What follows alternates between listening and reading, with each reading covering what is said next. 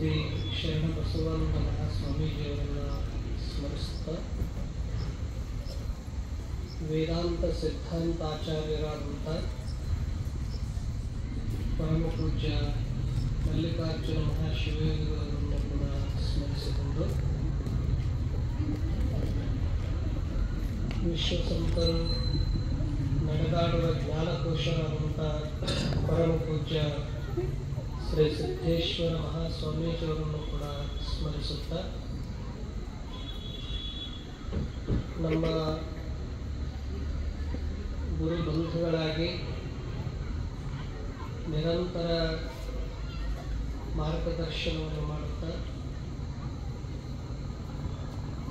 ಇರುವಂಥ ಪೂಜ್ಯ ಮಹಾಲಿಂಗ ಮಹಾಸ್ವಾಮೀಜಿಯವರ ಇಲ್ಲಿ ಕೂಡ ವಂದಿಸುತ್ತಾ ನಿಮಗೆಲ್ಲರಿಗೂ ಈ ಸತ್ಸಂಗಗೋಷ್ಠಿಯಲ್ಲಿ ಹಲವಾರು ಸುವಿಚಾರಗಳನ್ನು ಸುಚಿಂತನೆಗಳನ್ನು ತಿಳಿಸ್ತಾ ಆಧ್ಯಾತ್ಮದ ಕಡೆಗೆ ಕರೆದುಕೊಂಡು ಹೋಗ್ತಾ ಇರುವಂಥ ಪೂಜ್ಯ ಶ್ರೀ ಪ್ರಸಾದಲಿಂಗಂ ಮಹಾಸ್ವಾಮೀಜಿಯವರನ್ನು ಕೂಡ ವಂದಿಸುತ್ತಾ ಈ ಆಶ್ರಮದ ಪರಮ ಭಕ್ತರು ಸೇವಾನಿಷ್ಠರು ಅನೇಕ ಕಾರ್ಯಗಳನ್ನು ಮಾಡ್ತಾ ಗುರುಕೃಪೆಗೆ ಪಾತ್ರರಾದಂಥ ತಮಗೆಲ್ಲರಿಗೂ ಕೂಡ ವಂದಿಸುತ್ತಾ ಭಾರತ ಎಂದರೆ ಬೆಳಕು, ಭಾರತ ಎಂದರೆ ಜಗತ್ತಿಗೆ ಭಕ್ತಿ, ಜ್ಞಾನ, ಸಂಸ್ಕೃತಿಯನ್ನು ಕಲಿಸಿಕೊಟ್ಟಿರುವಂಥ ರಾಷ್ಟ್ರ. ಆದ್ದರಿಂದ ವಿಶ್ವದಲ್ಲಿ ಇದಕ್ಕೆ ಮಾತೃ ಸಂಸ್ಕೃತಿ ಅಂತ ಕರೀತಾರೆ. ಅಂದರೆ ಪ್ರತಿಯೊಂದು ದೇಶದವರಿಗೂ ಕೂಡ ಹೇಗೆ ಬದುಕಬೇಕು, ಹೇಗೆ ನಮ್ಮ ಜೀವನವನ್ನು ಉನ್ನತಿಗೆ ಕರೆದುಕೊಂಡು ಹೋಗಬೇಕು, ಮನುಷ್ಯರಾಗಿ ಹುಟ್ಟಿ ಬಂದ ಬಳಿಕ ಏನು ಕಾರ್ಯಗಳು ಮಾಡಿದ್ರೆ ಜೀವನ ಸಾರ್ಥಕ ಸಫಲತಾ ಪ್ರಾಪ್ತಿ ಆಗ್ತದ ಅನ್ನೋದನ್ನ ಯಾವ ಕಾಲದಲ್ಲಿ ಮನುಷ್ಯನಿಗೆ ಸರಿಯಾಗಿ ಭೂಮಿ ಮೇಲೆ ಕುಡ್ಲಿಕ್ಕೆ ಬರ್ತಿದ್ದಿಲ್ಲ, ಬಟ್ಟೆ ಹಾಕಿಕೊಳ್ಳಿಕ್ಕೆ ಬರ್ತಿದ್ದಿಲ್ಲ, ಬದುಕಂದ್ರೆ ಏನು ಗೊತ್ತಿದ್ದಿಲ್ಲ. ಅಂತ ಸಂದರ್ಭದಲ್ಲಿ ನಮ್ಮ ಭಾರತೀಯ ಋಷಿಗಳು ಆಧ್ಯಾತ್ಮದ ದೊಡ್ಡ ತುದಿಯನ್ನು ಮುಟ್ಟಿ ಜಗತ್ತಿಗೆ ಜ್ಞಾನ ಕೊಟ್ಟಿರೋದಕ್ಕಾಗಿ ಜಗದ್ಗುರು ಭಾರತ, ಜಗದ್ಗುರು ಜ್ಞಾನ ಭಾರತ ಅಂತ ಕರೀತಾರೆ. ಮನುಷ್ಯನ ಜ್ಞಾನ ಹೇಗೆ ಬಂತು ಈ ಭೂಮಿಗೆ? ಮೊದಲು ಹೇಳಿದ್ರೆ ಈ ಭೂಮಿ ಮೇಲೆ ಏನು ಮಾನವ ಕುಲನೇ ಇದ್ದಿಲ್ಲ. ಕೇವಲ ಪೃಥ್ವಿ, ಜಲ, ವಾಯು, ಅಗ್ನಿ, ಆಕಾಶ ಈ ಪಂಚತತ್ವಗಳೇ ಇತ್ತು. ಆ ಬಳಿಕ ಈ ಪಂಚತತ್ವಗಳಿಂದ ಇಲ್ಲಿ ವಿಕಾಸ ಆಗ್ತಾ ಆಗ್ತಾ ಇವತ್ತು ಮಾನವ ಕುಲ ಇಷ್ಟು ವಿಕಾಸವಾಗಿದೆ. ಮನುಷ್ಯನ ಬುದ್ಧಿಯ ವಿಕಾಸ ಚಂದ್ರಲೋಕದವರೆಗೆ ನಾವು ತಲುಪಿದ್ದೇವೆ. ಮೊಟ್ಟ ಮೊದಲು ಭಗವಂತ ಅಂದ್ರೆ ಶಿವ. ಶಿವ ಅಂದ್ರೆ ತಾಯಿ ತಂದೆಗಳಿಲ್ಲದಂತ, ಜನ್ಮ ಮರಣಗಳಿಲ್ಲದಂತ ಒಂದು ಅಚೇತನ ಶಕ್ತಿ, ಒಂದು ದಿವ್ಯ ಜ್ಞಾನದ ಮೂರ್ತಿ. ಯಾವ ಕಾಲದಲ್ಲಿ ಮುಪ್ಪು ಮರಣಗಳಿಲ್ಲದೆ ಶಾಶ್ವತವಾಗಿರುವಂತಹ ಒಂದು ಶಕ್ತಿಗೆ ಶಿವ ಅಂತ ಕರಿತೀವಿ ನಾವು. ಶಿವ ಅಂದ್ರೆ ಎಲ್ಲರಿಗೂ ಶುಭ, ಮಂಗಲ, ಕಲ್ಯಾಣಕಾರಿ, ಆನಂದವನ್ನು ಅನುಕರಿಸುವನೇ ಭಗವಾನ್ ಶಿವ. ಎಲ್ಲಾ ದೇವತೆಗಳಕ್ಕಿಂತ ಗುಣಗಳು, ಕರುಣಾ, ದಯಾಗಳು ಉಳ್ಳಂತವನಿಗೆ ಶಿವ ಅಂತ ಕರೀತಾರೆ. ಅದಕ್ಕೆ ಶಿವ ಅಂದ ತಕ್ಷಣವೇ ಆನಂದ ಬರುತ್ತದೆ. ಶಿವನಿಗೆ ಎರಡು ರೂಪಗಳು, ಒಂದು ಬಾಹ್ಯ ರೂಪ, ಇದೆಲ್ಲವೂ ಬಾಹ್ಯ ರೂಪ. ಇನ್ನೊಂದು ರೂಪವಿಲ್ಲದೆ ಇರುವುದು ನಿರಾಕಾರ ರೂಪ. ಒಂದು ಬಾಹ್ಯವಾದಂತಹ ಗುಣಗಳು, ಇನ್ನೊಂದು ಗುಣಕ್ಕೆ ಅತೀತವಾಗಿರುವಂಥದ್ದು. ಒಂದು ಬಾಹ್ಯದಲ್ಲಿ ನಮ್ಮ ಇಂದ್ರಿಯಗಳಿಂದ ಈ ಜಗತ್ತನ್ನು ನೋಡಿದ್ರೆ, ಇನ್ನೊಂದು ಇಂದ್ರಿಯಗಳೆಲ್ಲವೇ ಅಂತರ್ಜಗತ್ತಿನಲ್ಲಿ ಪ್ರವೇಶಿಸೋದು. ಅಂತರ್ಜಗತ್ತಿನಲ್ಲಿ ಪ್ರವೇಶಿಸಿ ಅದರಲ್ಲಿ ಮಗ್ನ ಆಗೋದು ಧ್ಯಾನ ಯೋಗ. ಬಾಹ್ಯ ಜಗತ್ತಿನಲ್ಲಿ ಶಬ್ದ, ಸ್ಪರ್ಶ, ರೂಪ, ರಸ, ಗಂಧಗಳಲ್ಲಿ ಮಗ್ನ ಆಗುವುದು, ಇದು ಬಾಹ್ಯ ಜಗತ್ತಿನ ಧ್ಯಾನ ಯೋಗ. ಶಿವನು ಹೇಗಿದ್ದ ಅಂದ್ರೆ ಅಂತರ್ಧ್ಯಾನದಲ್ಲಿ ಸದಾ ಇರ್ತದ. ಮನುಷ್ಯನಿಗೆ ಜ್ಞಾನ, ಇವತ್ತು ನಾವು ಹಿಮಾಲಯದಿಂದ ಇಲ್ಲಿ ಬರಲಿ, ಇಲ್ಲಿಂದ ನಾವು ಬೇರೆ ಕಡೆ ಹೋಗ್ಲಿ, ನೋಡಬೇಕಾದ್ರೆ ಏನ್ ಬೇಕು? ನಮಗೆ ಶರೀರ ಬೇಕು, ಇಂದ್ರಿಯಗಳು ಬೇಕು. ನಾವೇನು ಹೋಗಿವೆ ಅಲ್ಲಿ ಎಲ್ಲ ಬಹಳ ಚೆನ್ನಾಗಿದೆ, ಕಂಡ ಇಲ್ಲಂದ್ರೆ ಏನ್ ನೋಡ್ತೀವಿ? ಕಾಲ ಇಲ್ಲಂದ್ರೆ ಹೇಗ್ ನಡ್ತೀವಿ? ಅದಕ್ಕಾಗಿ ನೋಡ್ಲಿಕ್ಕಾಗಿ ಇದು ಬಹಳ ಸುಂದರವಾದಂತ ಜಗತ್ತನ್ನ ನೋಡ್ಲಿಕ್ಕೆ ನಮಗೊಂದು ಶರೀರ ಇದೆ, ಅನುಭವಿಸ್ಲಿಕ್ಕೆ ಒಂದು ಮನಸ್ಸಿದೆ. ಇದನ್ನೆಲ್ಲ ಸ್ಮೃತಿಯಲ್ಲಿ ಇಟ್ಟುಕೊಂಡು ಅವುಗಳನ್ನ ನೆನಪು ಮಾಡಿಕೊಳ್ಳೋದಕ್ಕೊಂದು ಚಿತ್ತ ಇದೆ. ಇದರಲ್ಲಿ ನಾನು ನನ್ನದಂತ ಅಹಂಕರಿಸುವ ಒಂದು ಜೀವ ಇದೆ. ಇದರಿಂದ ನಾವು ಜಗತ್ತಿನ ಬಾಹ್ಯ ಜ್ಞಾನವನ್ನು ಮಾಡಿಕೊಳ್ತೀವಿ. ಆದ್ರೆ ನಮ್ಮ ಜ್ಞಾನ ಹೇಗಿದೆ ಅಂದ್ರೆ ಮನುಷ್ಯನಿಗೆ ಇರುವಂತ ಜ್ಞಾನ ಬಹಳ ಪರಿಮಿತವಾದದ್ದು. ನಾವಿಲ್ಲಿಂದ ರಸ್ತೆವರೆಗೆ ನೋಡ್ತೀವಿ, ರಸ್ತೆಯಿಂದ ಆಶ್ರಮದ ಆ ತುದಿವರೆಗೆ ನೋಡ್ತೀವಿ. ಆದ್ರೆ ಯಕ್ಷಂಬದಲ್ಲೇ ಈಗ ನಾವು ಇದೇ ಊರಾಗಿದ್ರು ಏನ್ ನಡೀತದೆ ಗೊತ್ತಾಗಲ್ಲ, ನಮ್ಮಿಂದನೇ ನಮ್ ಬೆನ್ನಿಂದಲೇ ಏನ್ ನಡೀತದೆ ಗೊತ್ತಾಗಲ್ಲ.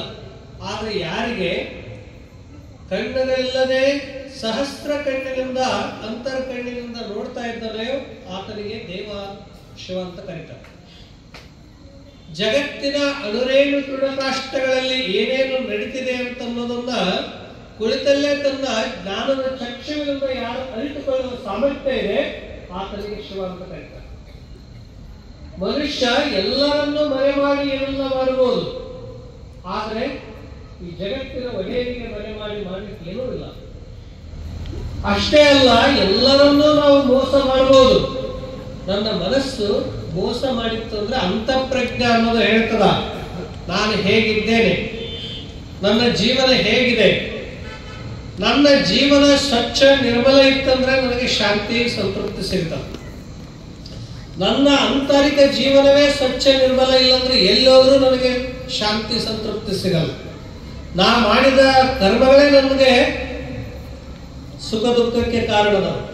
ಅದಕ್ಕೆ ಈ ಜಗತ್ತಿನಲ್ಲಿ ಸುಖ ದುಃಖಕ್ಕೆ ಕಾರಣ ಯಾರು ಅಲ್ಲ, ನಮ್ಮ ಕರ್ಮಗಳೇ ನಮಗೆ ಕಾರಣ, ನಮ್ಮ ಮನಸ್ಸೇ ನಮಗೆ ಕಾರಣ, ನಮ್ಮ ಜೀವನವೇ ನಮಗೆ ಕಾರಣ. ಜಗತ್ತು ಯಾರಿಗೂ ಬಂಧನನೂ ಮಾಡಿಲ್ಲ, ಯಾರಿಗೂ ಮುಕ್ತಂತೂ ಮಾಡಿಲ್ಲ. ಅದಕ್ಕಾಗಿ ಕೆಲವರು ಹೇಳಿದ್ರು ಈ ಜಗತ್ತಂದ್ರೆ ಎಷ್ಟು ಸುಂದರದ ಅಂತ. ಯಾರು ಹೇಳಿದ್ರು? ಸಂತರು ಮಹಾತ್ಮರು ಹೇಳಿದ್ರು. ಯಾಕ? ಭಾವ ಸುಂದರ ಆದ್ರೆ ಜಗತ್ತೇ ಸುಂದರ ಆಗ್ತದ. ಭಾವ ಕುರೂಪ ಆದ್ರೆ ಎಲ್ಲಿ ಸ್ವರ್ಗದಾಗಿದ್ರು ರೂಪವೇ ಕಾಣಿಸ್ತದ. ಅಂತ ಒಂದು ಸುಂದರ ಭಾವವನ್ನು ನಿರ್ಮಾಣ ಮಾಡಿಕೊಂಡವರು ಗುರುಗಳು. ಮೊಟ್ಟ ಮೊದಲನೇದಾಗಿ ಗುರು ಅಂದ್ರೆ ಶಿವ. ಯಾಕಂದ್ರೆ ಶಿವಸೂತ್ರದಲ್ಲಿ ಯಾವಾಗಲೂ ಶಿವ ಅಂತರ್ಮಗ್ನವಾಗಿ ಧ್ಯಾನದಲ್ಲಿ ಕುಳಿತಿರ್ತಾನೆ. ಅನೇಕ ಸಹಸ್ರ ವರ್ಷಗಳ ಕಾಲ ಕುಳಿತಿರ್ತಾನೆ. ಮನುಷ್ಯನಿಗೆ ಬಹಳ ಕಠಿಣ ಅಂತಂದ್ರೆ ಶಾಂತವಾಗಿ ಕೊಡೋದು, ಮೌನವಾಗಿರೋದು. ಎಲ್ಲ ವಿಚಾರಗಳು ಬಂದರೂ ಕೂಡ ಅವುಗಳನ್ನು ಅವಲೋಕನ ಮಾಡ್ತಾ ಇರೋದು, ಇದು ಬಹಳ ಕಠಿಣವಾದದ್ದು. ಸಮುದ್ರದಾಗ ಬೇಕಾದಷ್ಟು ತೆರೆಗಳು ಬಂದ್ರು ಸುಮ್ಮನೆ ತೆರೆಗಳು ಹೆಂಗೆ ನೋಡ್ತಾ ಕೊಡ್ತೀವೋ ಹಾಗೆ ನಮ್ಮ ಮನಸ್ಸಿನಲ್ಲಿ ಬೆಳಿಗ್ಗೆಯಿಂದ ಹಿಡಿದುಕೊಂಡು ಸಾಯಂಕಾಲದವರೆಗೆ ಏನೆಲ್ಲ ವಿಚಾರಗಳು ಬರ್ತಾವ. ಆ ವಿಚಾರಗಳನ್ನು ಸುಮ್ಮನೆ ಸಾಕ್ಷಿ ಸ್ವರೂಪದಲ್ಲಿ ನೋಡೋದೇ ಧ್ಯಾನ. ಆದ್ರೆ ಶಿವನು ಧ್ಯಾನಸ್ಥನಾಗಿರ್ತಾನ. ಆ ಧ್ಯಾನದಿಂದ ಹೊರಗೆ ತಂದವರು ಯಾರು ಮೊಟ್ಟ ಮೊದಲು ಅಂದ್ರೆ ಒಬ್ಬ ಮನುಷ್ಯಗೆ ಜ್ಞಾನ ಯಾವಾಗ ಧ್ಯಾನದಾಗಿರ್ತಾನ ಆತನ ಜ್ಞಾನವನ್ನು ನಾವು ತಿಳ್ಕೋಬೇಕಾದ್ರೆ ಶಿಷ್ಯ ಆಗಬೇಕಾಗ್ತದ. ಒಬ್ಬರು ಶಿಷ್ಯರಾಗಿ ಪ್ರಶ್ನೆ ಕೇಳಬೇಕಾಗ್ತದೆ. ಈ ಒಂದು ಇದಕ್ಕ ಭಾರತೀಯ ಸಂಸ್ಕೃತಿಯಲ್ಲಿ ಗುರು ಶಿಷ್ಯರ ಸಂವಾದ ಅಂತ ಕರೀತಾರೆ. ಪ್ರಶ್ನೆ ಕೇಳ್ತಾರ, ಏನೇನು ಸಮಸ್ಯೆ ಅದಲ್ಲ ಪ್ರಶ್ನೆ ಕೇಳ್ತಾರೆ. ಈ ಭಾರತದಲ್ಲಿ ಏನ್ ಪ್ರಶ್ನೆ ಕೇಳಿದ್ರು ಅವರು? ನಾವೇನು ಕೇಳಿದ್ರು? ನಮ್ಮ ಪ್ರಶ್ನೆ ಬೇರೆ. ನಮ್ಮ ಪ್ರಶ್ನೆ ಏನ್ ಕೇಳ್ತೀವಿ ಅಂದ್ರೆ ಸಾಮಾನ್ಯವಾಗಿ ವ್ಯವಹಾರದಲ್ಲಿ ಏನೇನು ಕೊರತೆಗಳಿವೆ, ಏನೇನು ಸಮಸ್ಯೆಗಳಿವೆ ಅವು ಪ್ರಶ್ನೆ ಕೇಳ್ತೀವಿ. ಅವ್ರೇನ್ ಕೇಳಿದ್ರು ಅಂದ್ರೆ ಈ ಜಗತ್ತು ಹೇಗೆ ನಿರ್ಮಾಣ ಆಯ್ತು, ಜಗತ್ತಿಗೆ ನಾವು ಮೊದಲು ಇಲ್ದವರೆಲ್ಲ ಈಗ ಬಂದಿವಿ, ಮತ್ತೆ ಮುಂದೆ ಎಲ್ಲಿ ಹೋಗ್ತೀವಿ, ಆ ಬಳಿಕ ನಾವು ಬಾಲ್ಯದಾಗಿದ್ದೀವಿ, ಬಾಲ್ಯ ಕಳೆದೋಯ್ತು, ಯೌವನ ಬಂತು, ಯೌವನನು ಕಳೆದೋಗ್ತದ, ವೃದ್ಧಾಪ್ಯ ಬರ್ತದ, ಒಟ್ಟಿನ ಈ ಶರೀರದೊಳಗಿನ ಆತ್ಮ ಜೀವಾತ್ಮವೇ ಹೊರಗೆ ಹೋಗ್ತದ. ಎಲ್ಲಿ ಹೋಗ್ತದ? ಇದು ಮೂಲಭೂತವಾದಂತಹ ಸಮಸ್ಯೆಗಳನ್ನು ತಿಳ್ಕೊಳ್ಳೋದಕ್ಕಾಗಿ ತಮ್ಮ ಜೀವನವನ್ನೇ ಮೀಸಲಾಗಿಟ್ಟರು, ತಮ್ಮ ಜೀವನವನ್ನೇ ಸಮರ್ಪಿಸಿಕೊಂಡು ಇದನ್ನೆಲ್ಲ ತಿಳ್ಕೋಬೇಕು. ಯಾರ ಕಡೆಯಿಂದ ತಿಳ್ಕೋಬೇಕು? ಪ್ರತಿಯೊಬ್ಬ ಮನುಷ್ಯನಿಗೆ ಒಂದೊಂದು ಜ್ಞಾನ ಇರ್ತದೆ. ಪರಿಪೂರ್ಣ ಜ್ಞಾನ ಯಾರಿಗೂ ಜಗತ್ತಿನಲ್ಲಿಲ್ಲ. ಒಂದೊಂದು ಸಬ್ಜೆಕ್ಟ್ ನಾವು ಓದ್ತು, ಮ್ಯಾಥಮೆಟಿಕ್ಸ್, ಸೈನ್ಸ್, ಫಿಸಿಕ್ಸ್, ಒಬ್ಬೊಬ್ಬರು ಒಂದೊಂದು ಸಬ್ಜೆಕ್ಟ್ ಓದಿರ್ತೀವಿ. ಆದ್ರೆ ಎಲ್ಲಾ ಜ್ಞಾನ ಇದ್ದವರಿಗೆ ಸರ್ವಜ್ಞ ಅಂತ ಕರೀತಾರ. ಅಂತ ಸರ್ವಜ್ಞ ಅಂದ್ರೆ ಪರಮಾತ್ಮ. ಆ ಪರಮಾತ್ಮನನ್ನು ಅರಿತುಕೊಳ್ಳಲಿಕ್ಕೆ ಪ್ರಯತ್ನ ಪಡುವವರೇ, ಆ ಪರಮಾತ್ಮನನ್ನು ಅರಿತುಕೊಂಡು ಜ್ಞಾನದ ಬೋಧನೆ ಮಾಡುವವರೇ ಗುರುಗಳು. ಅದಕ್ಕಾಗಿ ಅಂತ ಗುರುವಿಗೆ ಮೊಟ್ಟ ಮೊದಲು ಶಿಷ್ಯ ಅಂತಂದ್ರೆ ಹೇಳ್ತಾರ ಪಾರ್ವತಿ. ಪಾರ್ವತಿ ಏನ್ ಮಾಡಿದ್ರು ಅಂದ್ರೆ ಮೊಟ್ಟ ಮೊದಲು ಶಿವಸೂತ್ರದಲ್ಲಿ ಒಂದೊಂದು ಪ್ರಶ್ನೆ ಕೇಳೋರು ಶಿವನಿಗೆ. ಯಾಕಂದ್ರೆ ಶಿವ ಯಾರಿಗೂ ಹೇಳೋರಲ್ಲ, ಸುಮ್ಮನೆ ಕೊಡೋರು. ಅದನ್ನೆಲ್ಲ ತಿಳ್ಕೊಂಡು ಜಗತ್ತಿಗೆ ಪ್ರಥಮ ಗುರುವಾಗಿ ಆ ಜ್ಞಾನವನ್ನು ಬೋಧನೆ ಮಾಡಿದ್ರು ಅಂತ ಹೇಳ್ತಾರ. ಅದಕ್ಕಾಗಿ ಅದರ ನಂತರ ವ್ಯಾಸ ಮಹರ್ಷಿಗಳು, ಶಂಕರರು, ರಾಮಾನುಜರು, ಮಧ್ವರು, ವಲ್ಲಭರು, ಬುದ್ಧ, ಬಸವ ಇವರೆಲ್ಲ ಗುರು ಪರಂಪರೆಯಲ್ಲಿ ಏನ್ ಕೊಟ್ರು ಅಂದ್ರೆ ಮಾರ್ಗ ಭಿನ್ನದವ, ಆದ್ರೆ ಸತ್ಯವನ್ನೇ ತೋರಿಸಿದ್ರಲ್ಲ. ಈಗ ದೀಪ ಹಚ್ಚಿಟ್ರಿ, ಎಲ್ಲ ಮಣ್ಣಿನ ದೀಪ ಬಹಳ ಸುಂದರವಾಗಿವೆ. ದೀಪ ಪಳಗತ್ತೇನು, ಬಂಗಾರದ್ದೇನು, ಮಣ್ಣಿಂದ ಆದ್ರೇನು, ಬೆಳ್ಳಿದಾದ್ರೇನು, ದೀಪ ಮಾತ್ರ ಒಂದೇ. ಹಾಗೆ ಅವರು ದಾರಿಗಳು ಹಲವಾರು ಆದ್ರು, ನದಿಗಳು ಹಲವಾರು ಆದ್ರು, ಹೇಗೆ ಸತ್ಯವನ್ನೇ ಸಾಗರ ಒಂದೇ ಇರ್ತದೆಯೋ ಯಥಾ ನದ್ಯ ಸಂಧ್ಯಮಾನಃ ಅನ್ನುವಂತೆ ಸಮುದ್ರೇ ಅಸ್ತಂ ಗಚ್ಚಂತಿ ನಾಮರೂಪ ವಿಹಾಯೇ. ಎಲ್ಲ ನಾಮ ರೂಪ ಎಲ್ಲವನ್ನು ಕಳೆದ ಬಳಿಕ ಸಮುದ್ರ ಒಂದೇ ಹೇಗಿರ್ತದೋ ಹಾಗೆ ಮಾರ್ಗಗಳು ಹಲವಾರಾದ್ರೂ ಸತ್ಯ ಒಂದೇ ಅಂತ ತಿಳಿದುಕೊಂಡು ಅವರೆಲ್ಲರೂ ಒಂದೊಂದು ದಾರಿಯನ್ನು ತೋರಿಸಿದ್ರು. ಅಂತ ಗುರು ಪರಂಪರೆಯಲ್ಲಿ ಈ ಭಾಗದಲ್ಲಿ ಪೂಜ್ಯ ಶರಣಬಸವಾನಂದ ಮಹಾಸ್ವಾಮೀಜಿಯವರು ಗುರುಗಳು, ಶ್ರೇಷ್ಠ ಗುರುಗಳು. ಮನುಷ್ಯರಿಗೆ ಸುಖವಾಗಿರ್ಬೇಕಾದ್ರೆ ಮೂರು ಇರ್ಬೇಕಂತ ಅವ್ರು ಬಹಳ ಪ್ರಧಾನವಾಗಿ ಹೇಳ್ತಿದ್ರು. ಎಲ್ಲರಿಗೂ ಸುಖವಾಗಿರ್ಬೇಕಾದ್ರೆ ಮೂರು ಪ್ರಧಾನವಾಗಿ ಸಂಪತ್ತು ಬೇಕು. ಒಂದೇನು? ಶರೀರ ಸಂಪತ್ತು.